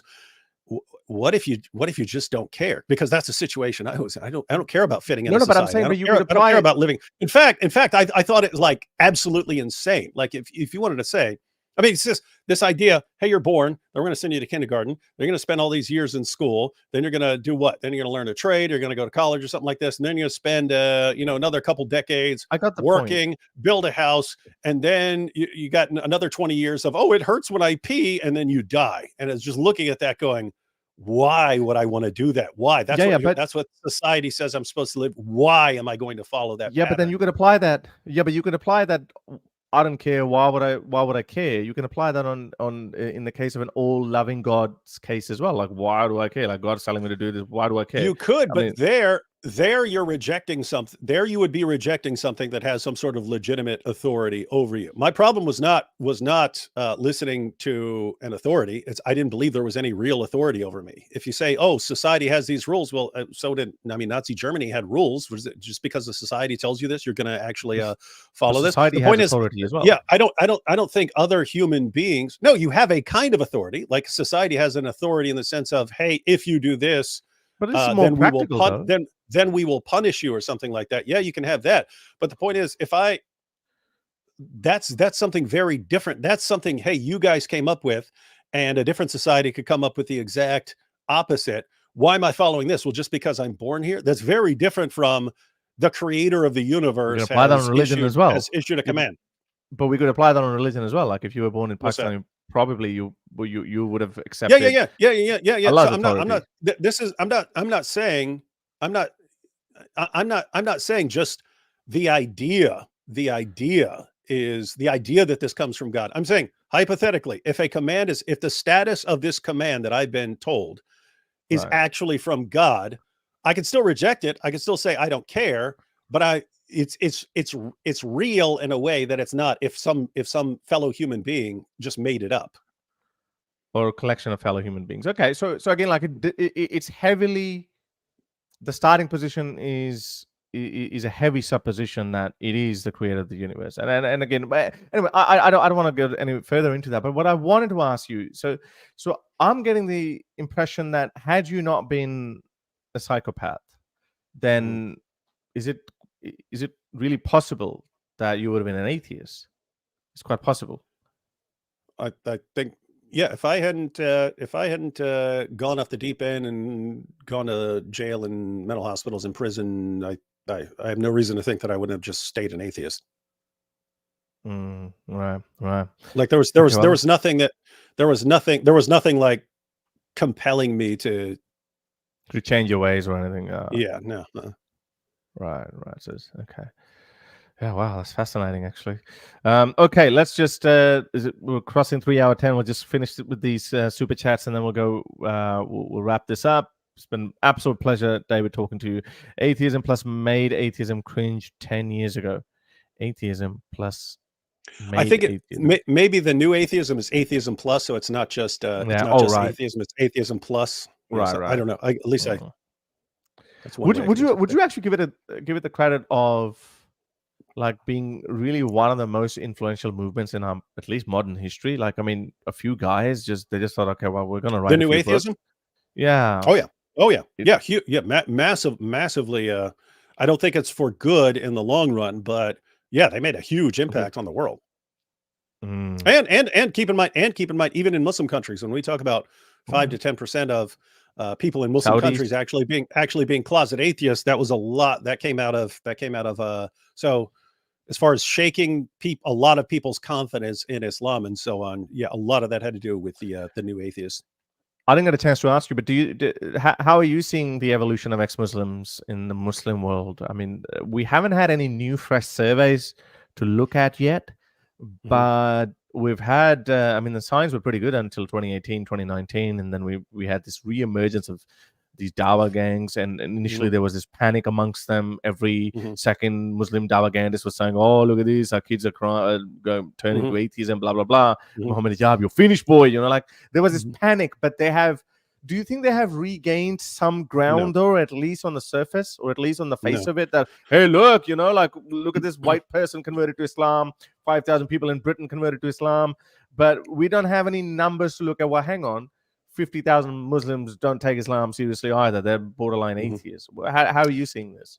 Yeah, the reason, I mean, the increase in the popularity of Da'is is, I think that is totally connected to the state of panic that they're in. In other words, if you're a Muslim and you still take Islam seriously, and you see the apostasy rate of young Muslims go from basically 0% 20 years earlier to 24%. That is a massive steep increase. And you're looking at that and you're going, hey, if I sit back and do nothing, is it going to be like 35%, 40% in another 5 years? There's going to be like 50%. What's going on here? So I also talked about this recently in a live stream. If you go back 20 years, the basic basic position for Muslims who are paying attention to these issues is we don't actually have to do anything. We can sit back and watch, and we will dominate the world just by birth rates. In other words, Yeah. we do nothing. We sit here and do nothing. We win. Yeah. We win Yeah. by doing nothing. That was the attitude. But now with the avalanche of apostasy, that changed too. Wait a minute. Look at how the apostasy rates are exploding. If we sit back and do nothing, we lose. We don't win by birth rates. We don't win by birth rates. We lose if we do nothing. So we have to do something right now. And what do? This ties into what I was saying earlier. If you think your beliefs are in danger, if you think your tendency is to join a group, and so what do? They rally around whatever Dawa guy claims that he's going to rescue the future generations of Muslims from apostasy, and they cling to them because there's nothing else to cling to. There's a reason they cling to, like, I mean, we would look at like Muhammad Hijab, Ali Dawa, seriously? Daniel Hakikachu, the guy who defends pedophilia. These are the guys you're clinging to. They have nothing else to cling to. And then you wonder, like, wait, Andrew Tate, that's your new hero? Wait, Sneeko? Are you kidding? Sean King, like the least reliable people on the planet, and you're clinging to these? They're just absolutely desperate. And so we look at it, and they cling to people who are thumping their chest. We're strong. We're strong than the rest of you. So it looks like, oh wow, they've got people are rallying around this guy who's he's owning the kuffar, and ha. But the silver lining is this is kind of like like their last for them. Yeah, like it's this or nothing. Okay, so if that doesn't work out, what do you got? It's the same thing with Hamas, and it's connected to Iran and so on. You're looking at Iran, I mean, closing thousands of mosques and so on because people don't believe. And there was that poll that said that 40% of Iranians still believe in Islam. You're looking at that and saying we can't continue. We have to do something right now. And so, okay, well, let's start a big fight, and maybe this will help Muslims rally around an Islamic cause and stop becoming apostates. Everyone's trying the same thing. It's, hey, we are in trouble if we sit back and do nothing. So we've all got to do something. And guess what? If it doesn't work, then I don't think there's a plan B. Yeah, it's a very good point you made. Like, I mean, for hundreds of years, for many centuries, in order to be a da'i, in order to be a scholar or a propagandist or apologist or something, you had to go through these courses and become a mufti, etc. You had to do all of that. But now, these guys like Muhammad Hijab, they're not formally trained. Yes, they're self-taught, whatever. And then, but they bring their own personality to it. And then, like whoever thumps his chest loudest and who can be more outrageous and who can rally more people around him and be more antagonistic and provocative. And those are the people they're rallying to. What happened to the good old days of Yasir Qadis and Shabir Alis and, those were scholars.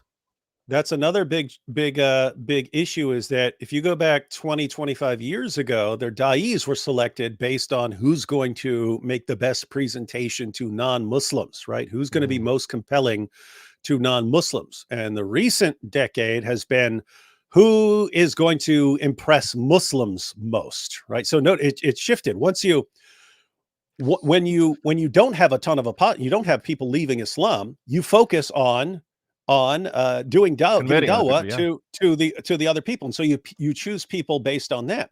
Once you've got this avalanche of apostasy, now your main focus is rallying Muslims and getting them to avoid leaving Islam.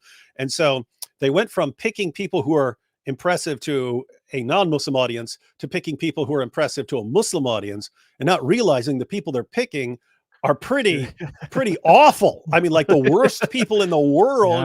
We got Andrew Tate and Ali Dawa, like the dumbest, worst, like human traffickers and stuff like that. Like the worst people you could pick from a non-Muslim perspective. They're clinging to them, and they just no plan B. And so it's just. And you mentioned, hey, these guys can become popular very, very quickly online and so on. But guess what? Narcissists. Those are the people who will go into that situation. Narcissists are great at diverting attention to themselves and making themselves the heroes of the position. And look at that.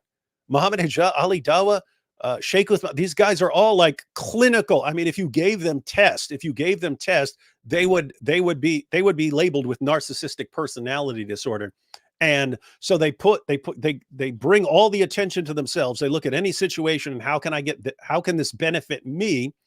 And the Muslims are rallying around them because look, he's getting so much attention, and they're on these shows and they've got these huge platforms and so on.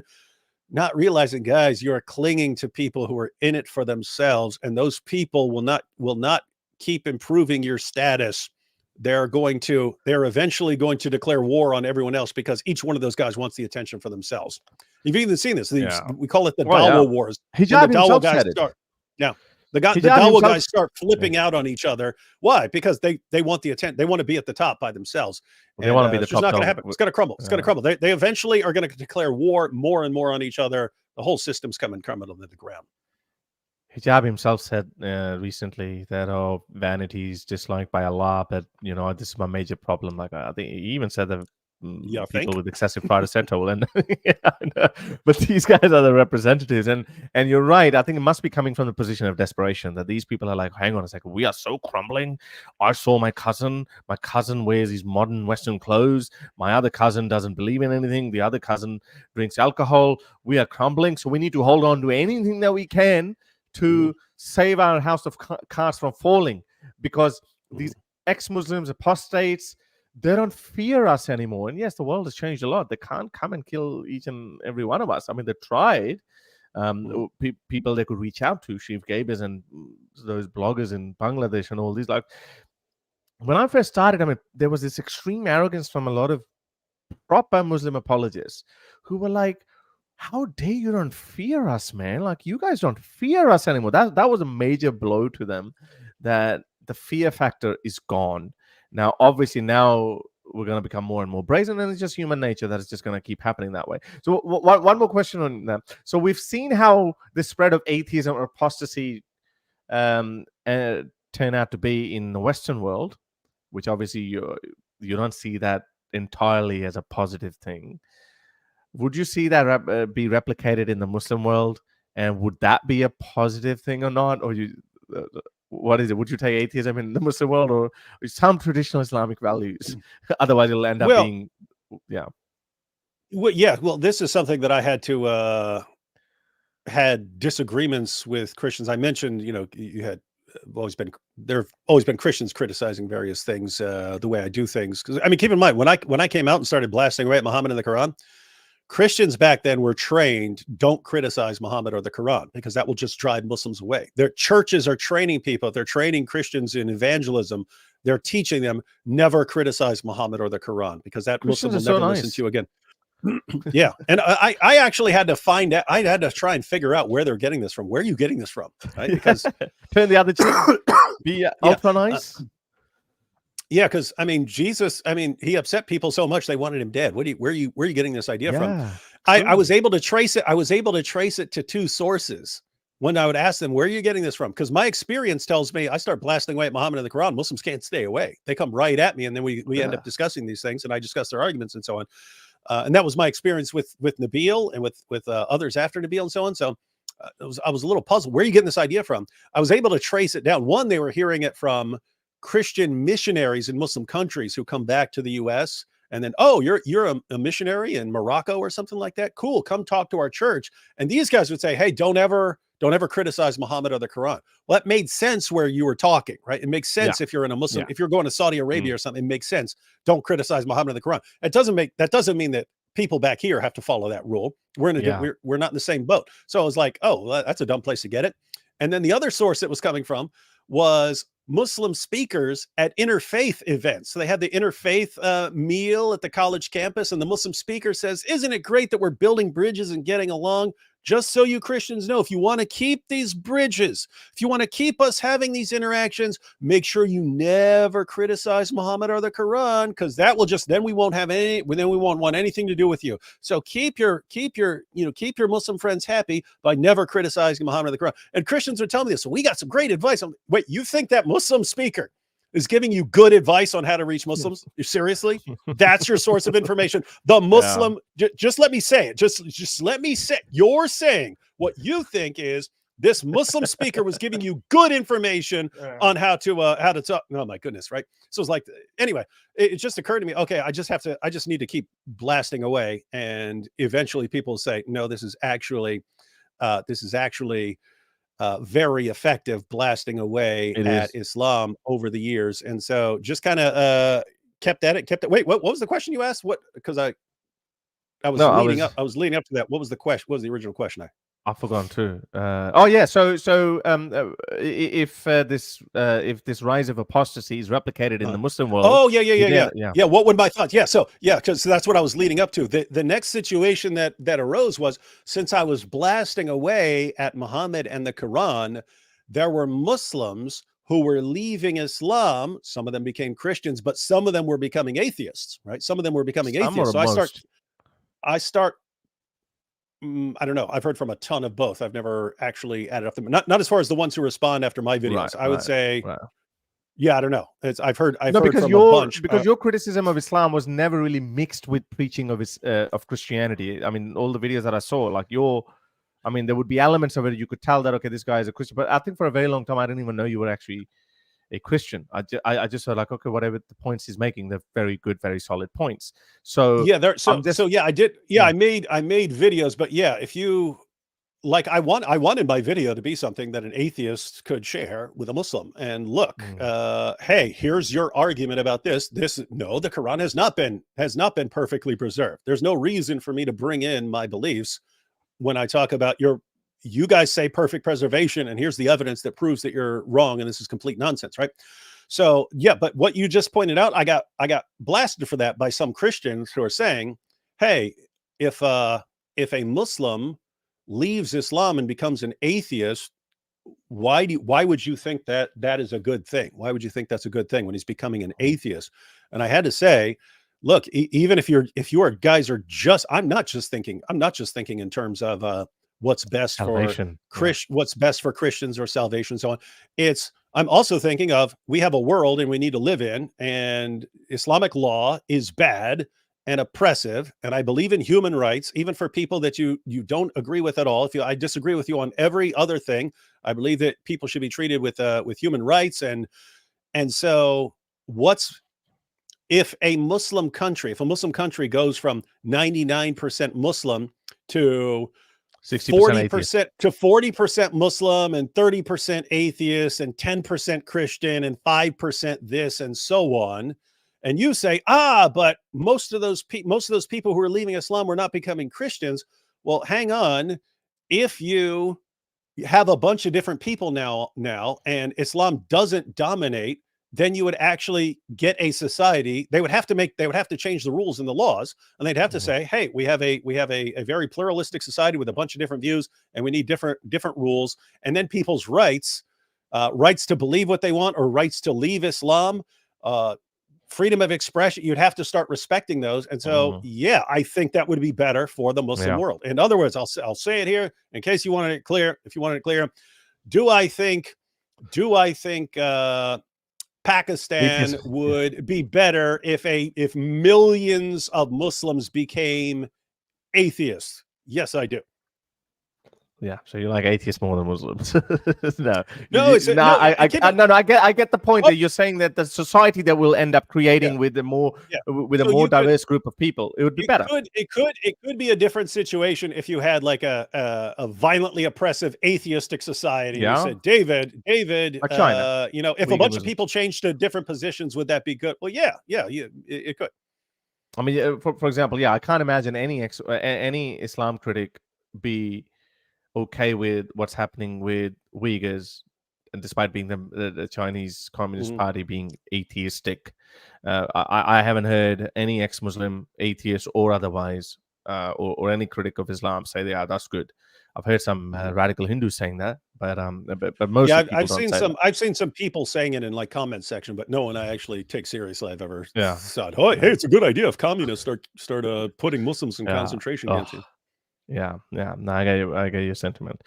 Okay, Harris, have you ever had a collaboration interview with Maya Tusi from Tusi TV? No, I've actually seen some of his videos. I think he's a Persian Jew, British Persian Jew. I think that's who he is. I think I share a lot of my audience with him. I think, but I haven't actually I haven't had a conversation with him. I think a conversation between you guys will boost your channel. Would be amazing to hear from two great speakers. Thank you very much for including me in the list of great speakers too. Okay, Apostle Aladdin. As president of Woodies, and I'm officially inviting Harris to play Muhammad whenever David Wood feels the To Catch a Prophet skit has been promising for. What character am I going to have as president of Woodies? Yeah, I'll be. I'll be Abu We already have Jahl. we already have a Muhammad. We've got an awesome Muhammad. I don't want to be that. I still have some roots connected to Pakistan, so I ain't being that. Okay, Harris Palmer, David, you have a beautiful testimony, brother. Yeah. Miss Mantats. Well, a lot of David Wood fans coming here, so obviously if I mispronounce a name or something, I don't know anything about these people. These are things I have wondered.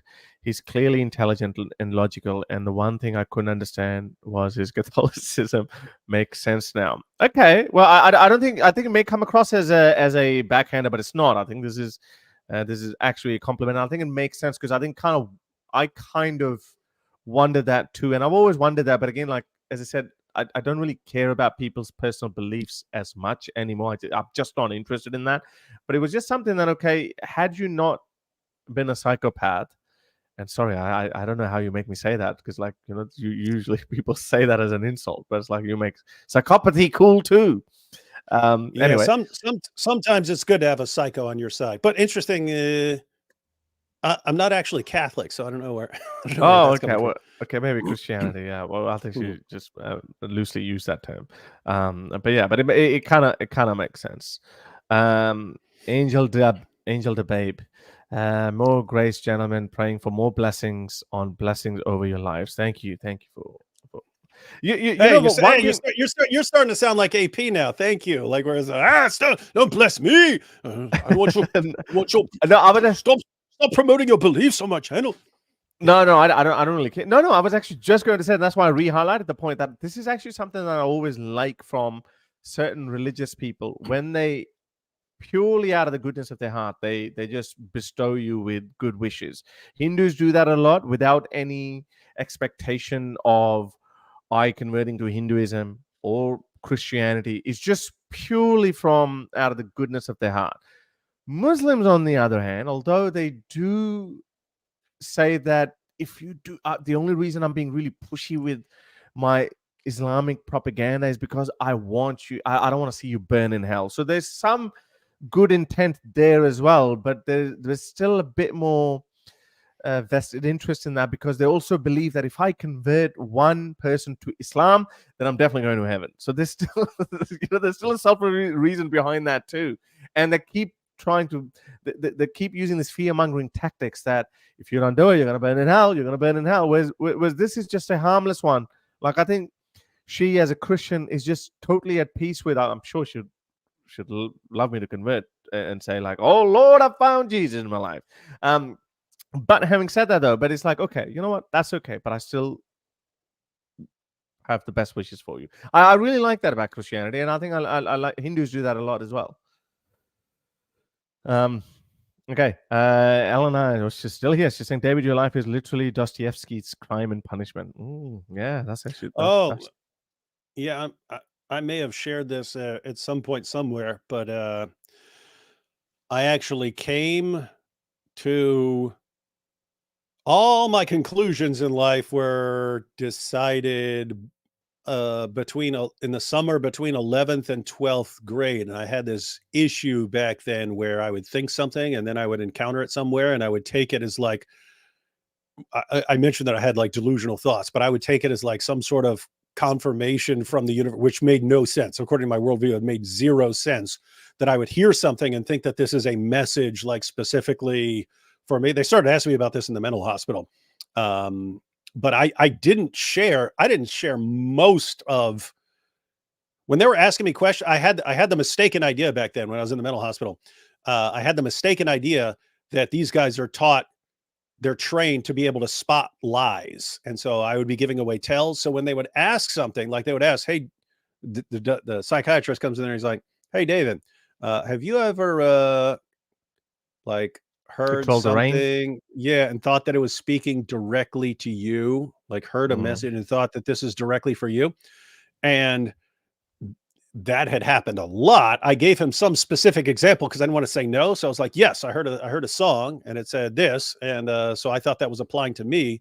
So I pointed that out, but I didn't point out the much bigger ones. But the biggest one ever was, I had this I talk about this in, I talk about the when I was running from the police one night and I swam a river and went up the other side, and then I get into this garden and I walk through the garden and so on. And I talk about this, but I concluded that I'm just like beyond everything else, and I don't have to follow the rules that the rest of you follow. And right after I concluded all of that, I read Crime and Punishment, which was assigned for we were assigned summer reading for advanced placement English. So I read Crime and Punishment, which is exactly this, was exactly the story of Raskolnikov. It doesn't work for him. And so by the end, I was thinking, oh, he's not the one. It's me. This is written for me, which is insane and delusional. It makes zero sense for a person who's just complete. Yeah. So, so I took this as confirmation. I conclude all these things about me. I'm not thinking, oh, Superman or something like that. But then everything I conclude is exactly what Raskolnikov believed about himself in Crime and Punishment. And then it failed. And so, yeah, I took that as really screwed up confirmation that I was right. Right. All right, guys. No more super chats, please. I'm trying to end this now. I want to let David Wood go away too. Don't tell people not to send you money, Harris. It's disrespectful. Well, otherwise we might be here for another hour because like some of these can do what they really these people can do what they want with their money. That's all I'm saying. All right, Harris, aren't you in the UK? I'm in Illinois, and America is pretty bad. I can't tell what's worse, Canada, UK, or the USA. What do you guys think? I haven't been to Canada or the US. Never, and I'm someone who's been to like, I don't know, I think 20 countries or something. I do live in Australia, but I do spend a lot of time in the UK. So I think the UK has been progressively getting worse. That's what I would say. But I think America is a few years behind. I'm not saying that in a conspiratorial sense. I don't believe like how people like Tommy Robinson believe that there's an organized conspiracy to destroy Western way of life. I don't think it's that. I think these Western politicians have just been spineless to stand up. They just went out. They just went for the easy solution. Let's not rock the boat. All cultures are the same. Let's embrace everyone and sing kumbaya. I think that's the reason why we are seeing. That's why we're seeing all these Western countries in the terrible state that they are in. So, for example, Biden has 8 million people came in the last 4 years or something. In December, more illegal migrants came in than babies born in the US. So, in smaller countries, European countries like the UK or France or whatever, so 1 million people. Germany took 3 million people or something. So 3 million is huge for Germany, and they have absolutely destroyed their way of life. Absolutely, the white girls scared to go out in the streets. I have heard first-hand accounts from women who say how scared they are. It's absolutely mind-boggling that how could anyone allow that? But now I'm seeing, but America is so much bigger. It's probably the continental Europe itself.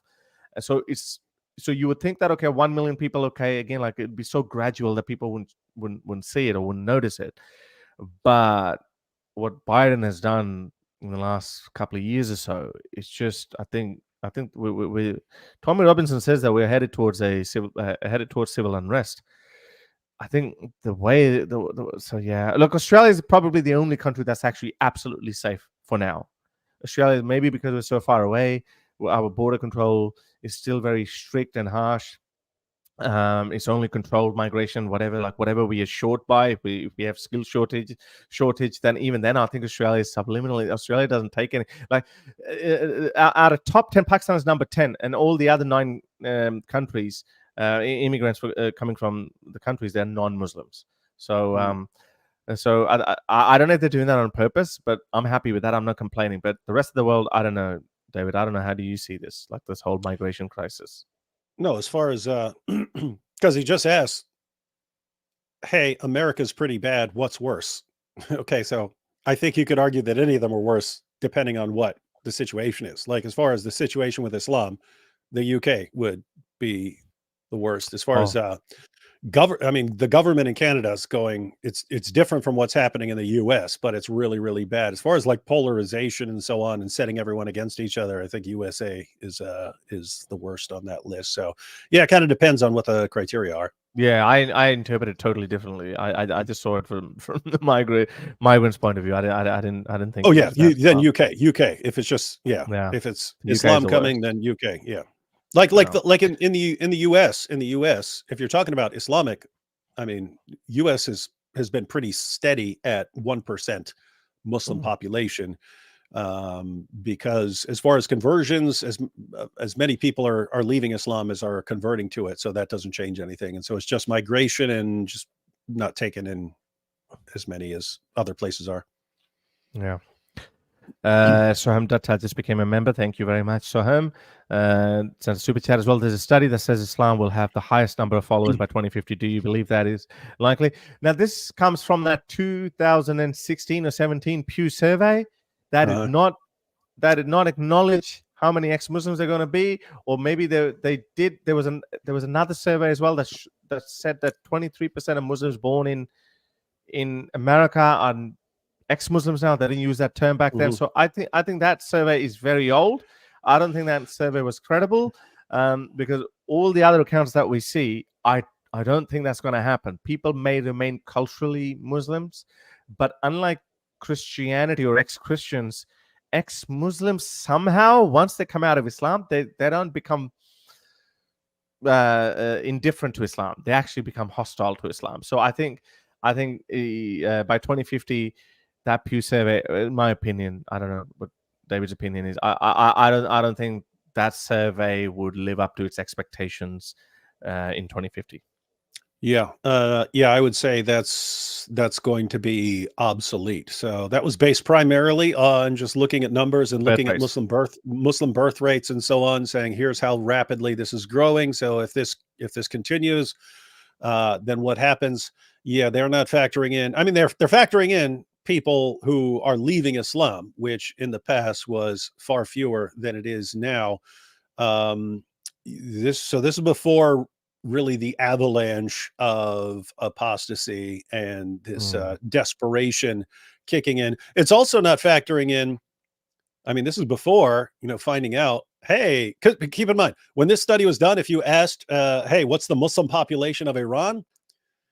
Well, it was pretty darn close to 100%, isn't it? What's it actually? 40%. So it's not taking into account secret ex-Muslims. Um, yeah, I would be. There's no way Islam isn't collapsing by 2050.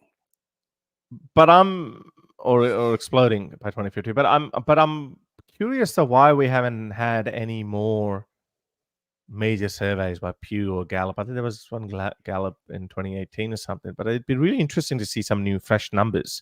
We've seen these I would. I little, really want to see. Yeah. yeah. Yeah, we need a credible survey, especially after the explosion of this ex-Muslim movement in India as well. Like, it'd be very interesting. That would be a major And slap in the face of all these da'is. and especially once some of these countries have to change their laws about being an ex-Muslim to where it becomes okay to be an ex-Muslim, because then ex-Muslims can actually come out of the closet.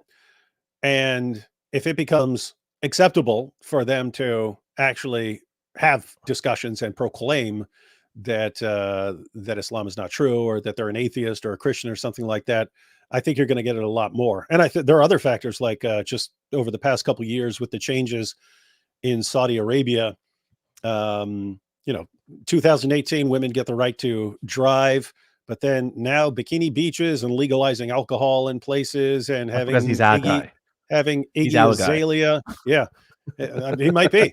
Having Iggy Azalea, she's twerking on stage while singing "Worship the Goddess" and so on. It's like, one, this shows you that the country has changed, but it's also going to make future change. Mm. Um, it's gonna open doors for future change as well. But it could also happen like with MBS, okay, that because he's a one-man show, he's a dictator, so he can take his country in whichever direction he wants, depending on how firmly he believes in whatever he believes in. But what about other countries? Like we've seen Malaysia just they just legislated 15 new laws which go against the constitution of Malaysia, and they are more Sharia compliant. There's 15 new laws. So before things get better, I fear they could actually get worse before they start getting better, and they might double down on ex-Muslims and all these people. Oh, that's definitely going to happen in certain places. It is, and this is what we were when we're talking about Iran being in a panic mode, and hey, we have to start all these fights now and rally people around Israel, and disconnecting to the Dawa guys thumping their chest. We're going to run the world and so on. Yeah, you're going to have governments who try to deal with the avalanche of apostasy through laws and so on. But I think that all eventually collapses, and yep. I think it's inevitable. Moon Cow, it makes me happy thinking about living with fellow children of God like David Wood in the future. I hope one day AP will open his heart to Jesus. Thank you for sharing your testimony, Ohana. Thank God. Okay, well. Oh wow, AP, he says it about AP. Says it about AP, but not about you. It's like, hey, we don't care about Harris. We like AP, but not Harris. It doesn't care about me. Doesn't care about my salvation. Once again, they forgot about. They forgot about. They forgot about Harris. Infidel Noodle, drop the skincare routine. Is that must be for David Wood. He's got a better skin than I do. Are you joking? You're glowing, dude. What about this? I can't get rid of this. I look like you're from a commercial, something like that. Right. Oh, drop it, please. Don't drop the skincare routine. Rasa is saying Hindus in 1947 in today's Pakistan 15%, even in Bangladesh down to 5% from near 30%. Wonder why? Easy, and you know it. They both are Quran-based societies. Please bring out your rationality, Harris. You don't know what you're talking about. You don't know. I made a video about this. Go look it up. Harris Sultan, Hindu percentage in Pakistan. Look that up. I've given you actual numbers. So yeah, you don't know what you're talking about. Thoughts? MBS might be an atheist changing Islam. I reckon. I know you. Thank you for covering my giving your reaction to my video. I genuinely believe. I think he's our guy, and I think he's okay. Maybe he probably he's not. I don't know, but I really enjoy the fact that we can throw that in the faces of all these Davagandis. I think only Daniel Nkikachu is probably the only person who's called out MBS, and that means he's probably never going to go to Saudi Arabia. But I have noticed all these other, and even in India and Pakistan, all these big name Muslim apologists, they don't say anything to MBS because they know that they want to go to Saudi Arabia for Umrah or for the Hajj. And the moment they go there, he doesn't care about them. They're going to be arrested. So look how scared that they are. They're scared of our guy. You don't want me to come to Pakistan? Well, you can't come to Mecca because my guy is there. I just enjoy this.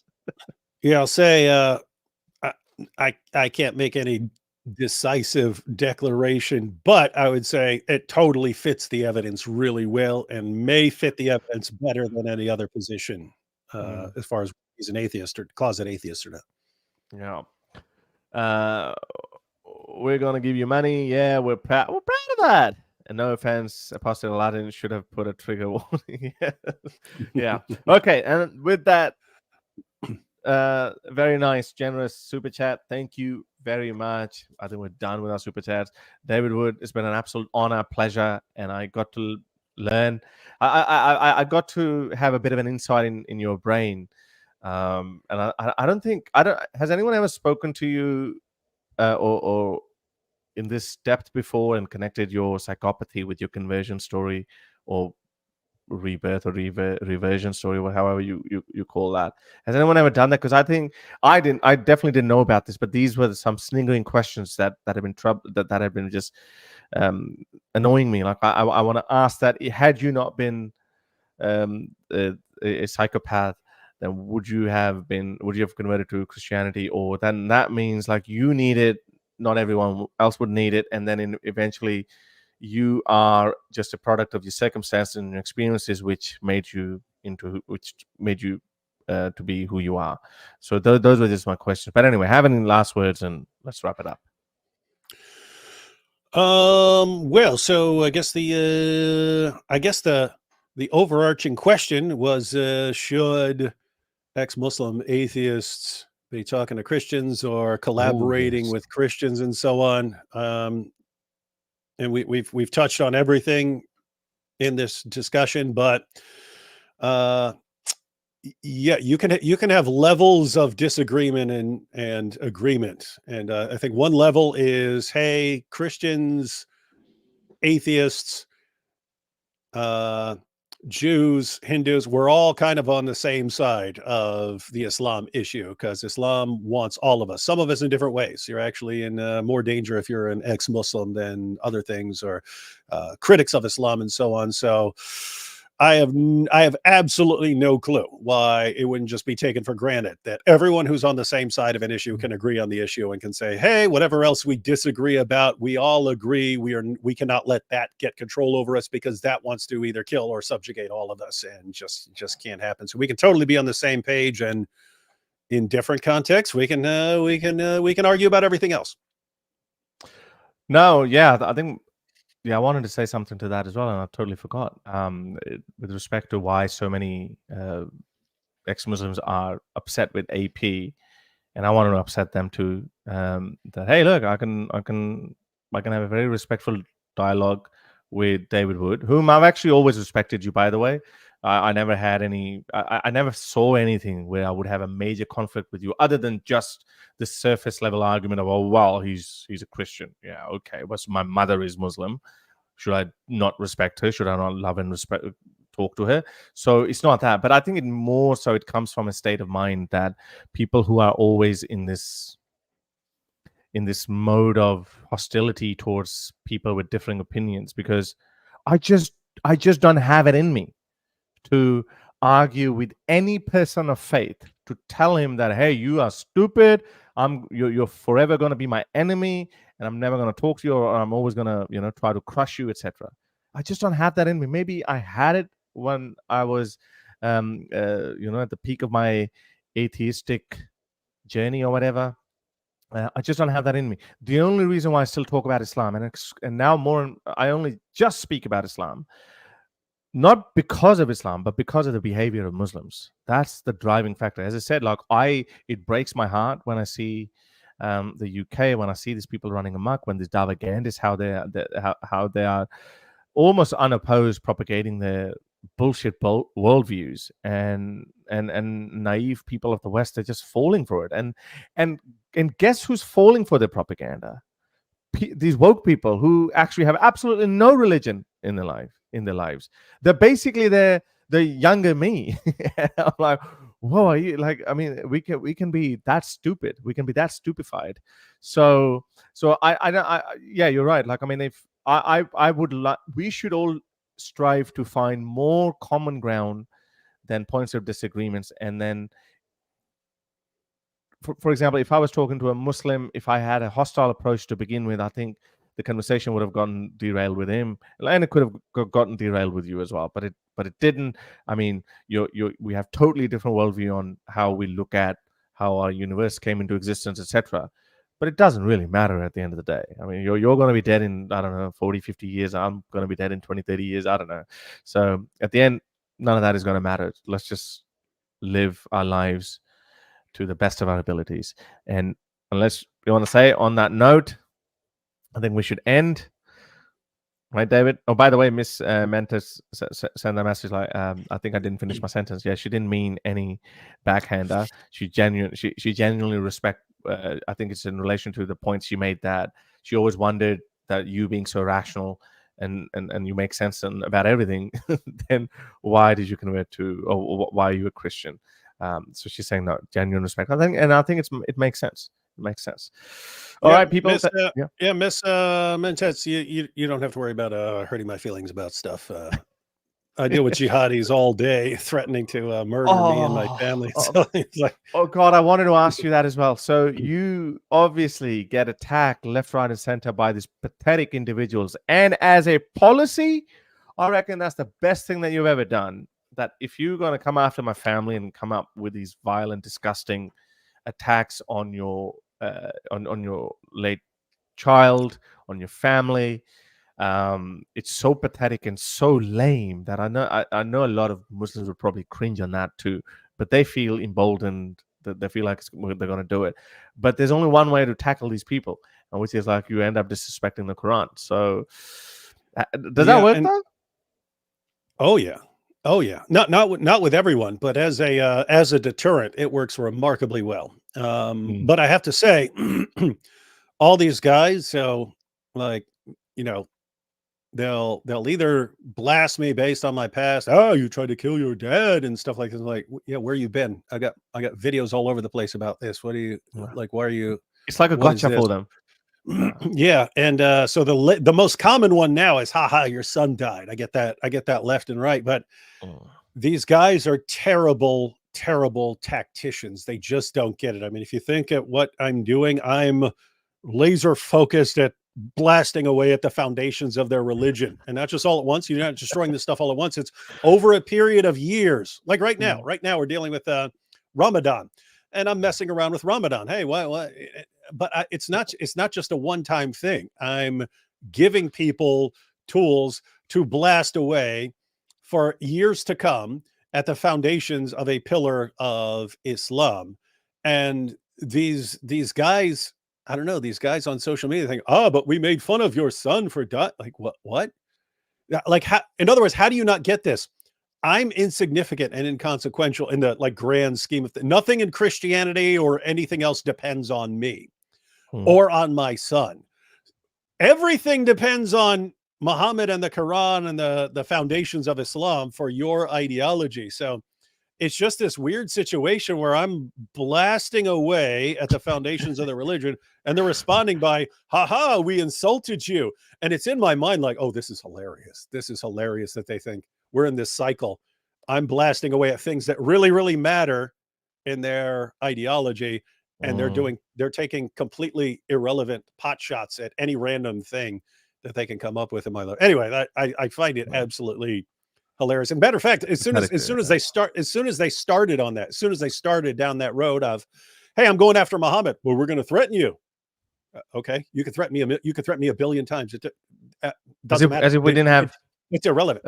It's irrelevant, right? The damage that we're doing to the foundations of your religion, that matters to the entire world. That matters to history. That really matters. Everything they do in response is like completely irrelevant in the grand scheme of things. So the point is, they lost the moment they entered into that cycle right there, where I go after stuff that matters in their ideology, and they blast stuff that just doesn't. It just doesn't. I think AP. It actually works as well, because I know, like, again, there's a Quranic verse as well, don't abuse those others, and because they might in turn abuse your real God. But I think it worked with AP as well, because when they were doing apus in that last debate with Daniel, and he would just say mopus. He immediately changed his tone. or hijab when he was coming out with an entire campaign that was, hey, we're going to go after their wives, family members, just taking a bite out of the Quran. They stopped right there. So it does work. Yeah. And I have to say, it could be massively more effective. I think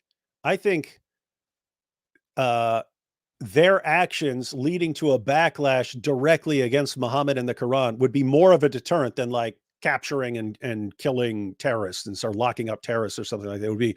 So if they went and killed a bunch of people for the Charlie Hebdo cartoons, if everyone in the entire world said we're posting Muhammad cartoons for the next year and something like that, I think that would be more of a deterrent than anything else. But yeah, people haven't caught on to how much power they have in dealing with Islam. Because I mean, think about what we've actually been doing for all these years. There would be a terrorist attack like 9/11. What does every news agency do? Oh, we don't want to come across as Islamophobes, so let's get Muslim preachers on here to tell us what Islam is really like, and to show that Islam doesn't support these things. And you get a wave of conversions. Islam is a religion of peace. And you get a wave of conversions after it. And so what's the message you're sending? What's the message that the West sent for pretty much 20 years. The more you come after us, the more you say you're going to destroy us, the more terrorist attacks you launch, the more we're going to defend and protect your religion to show how tolerant we are. And it's like, you're sending the wrong message. You're sending the wrong message. You're actually incentivizing it. Kill us and we will promote your religion more. Kill us more and we'll promote him even more to show how tolerant we are. And it's like, guys, you're sending the exact wrong message here. It should be, hey, you're going to kill people. We're going to mock and ridicule your prophet to an even greater degree until you stop. Yeah.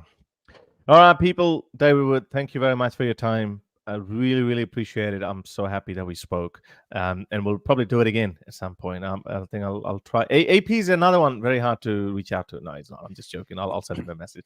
All right, people. Until next time, ta-da.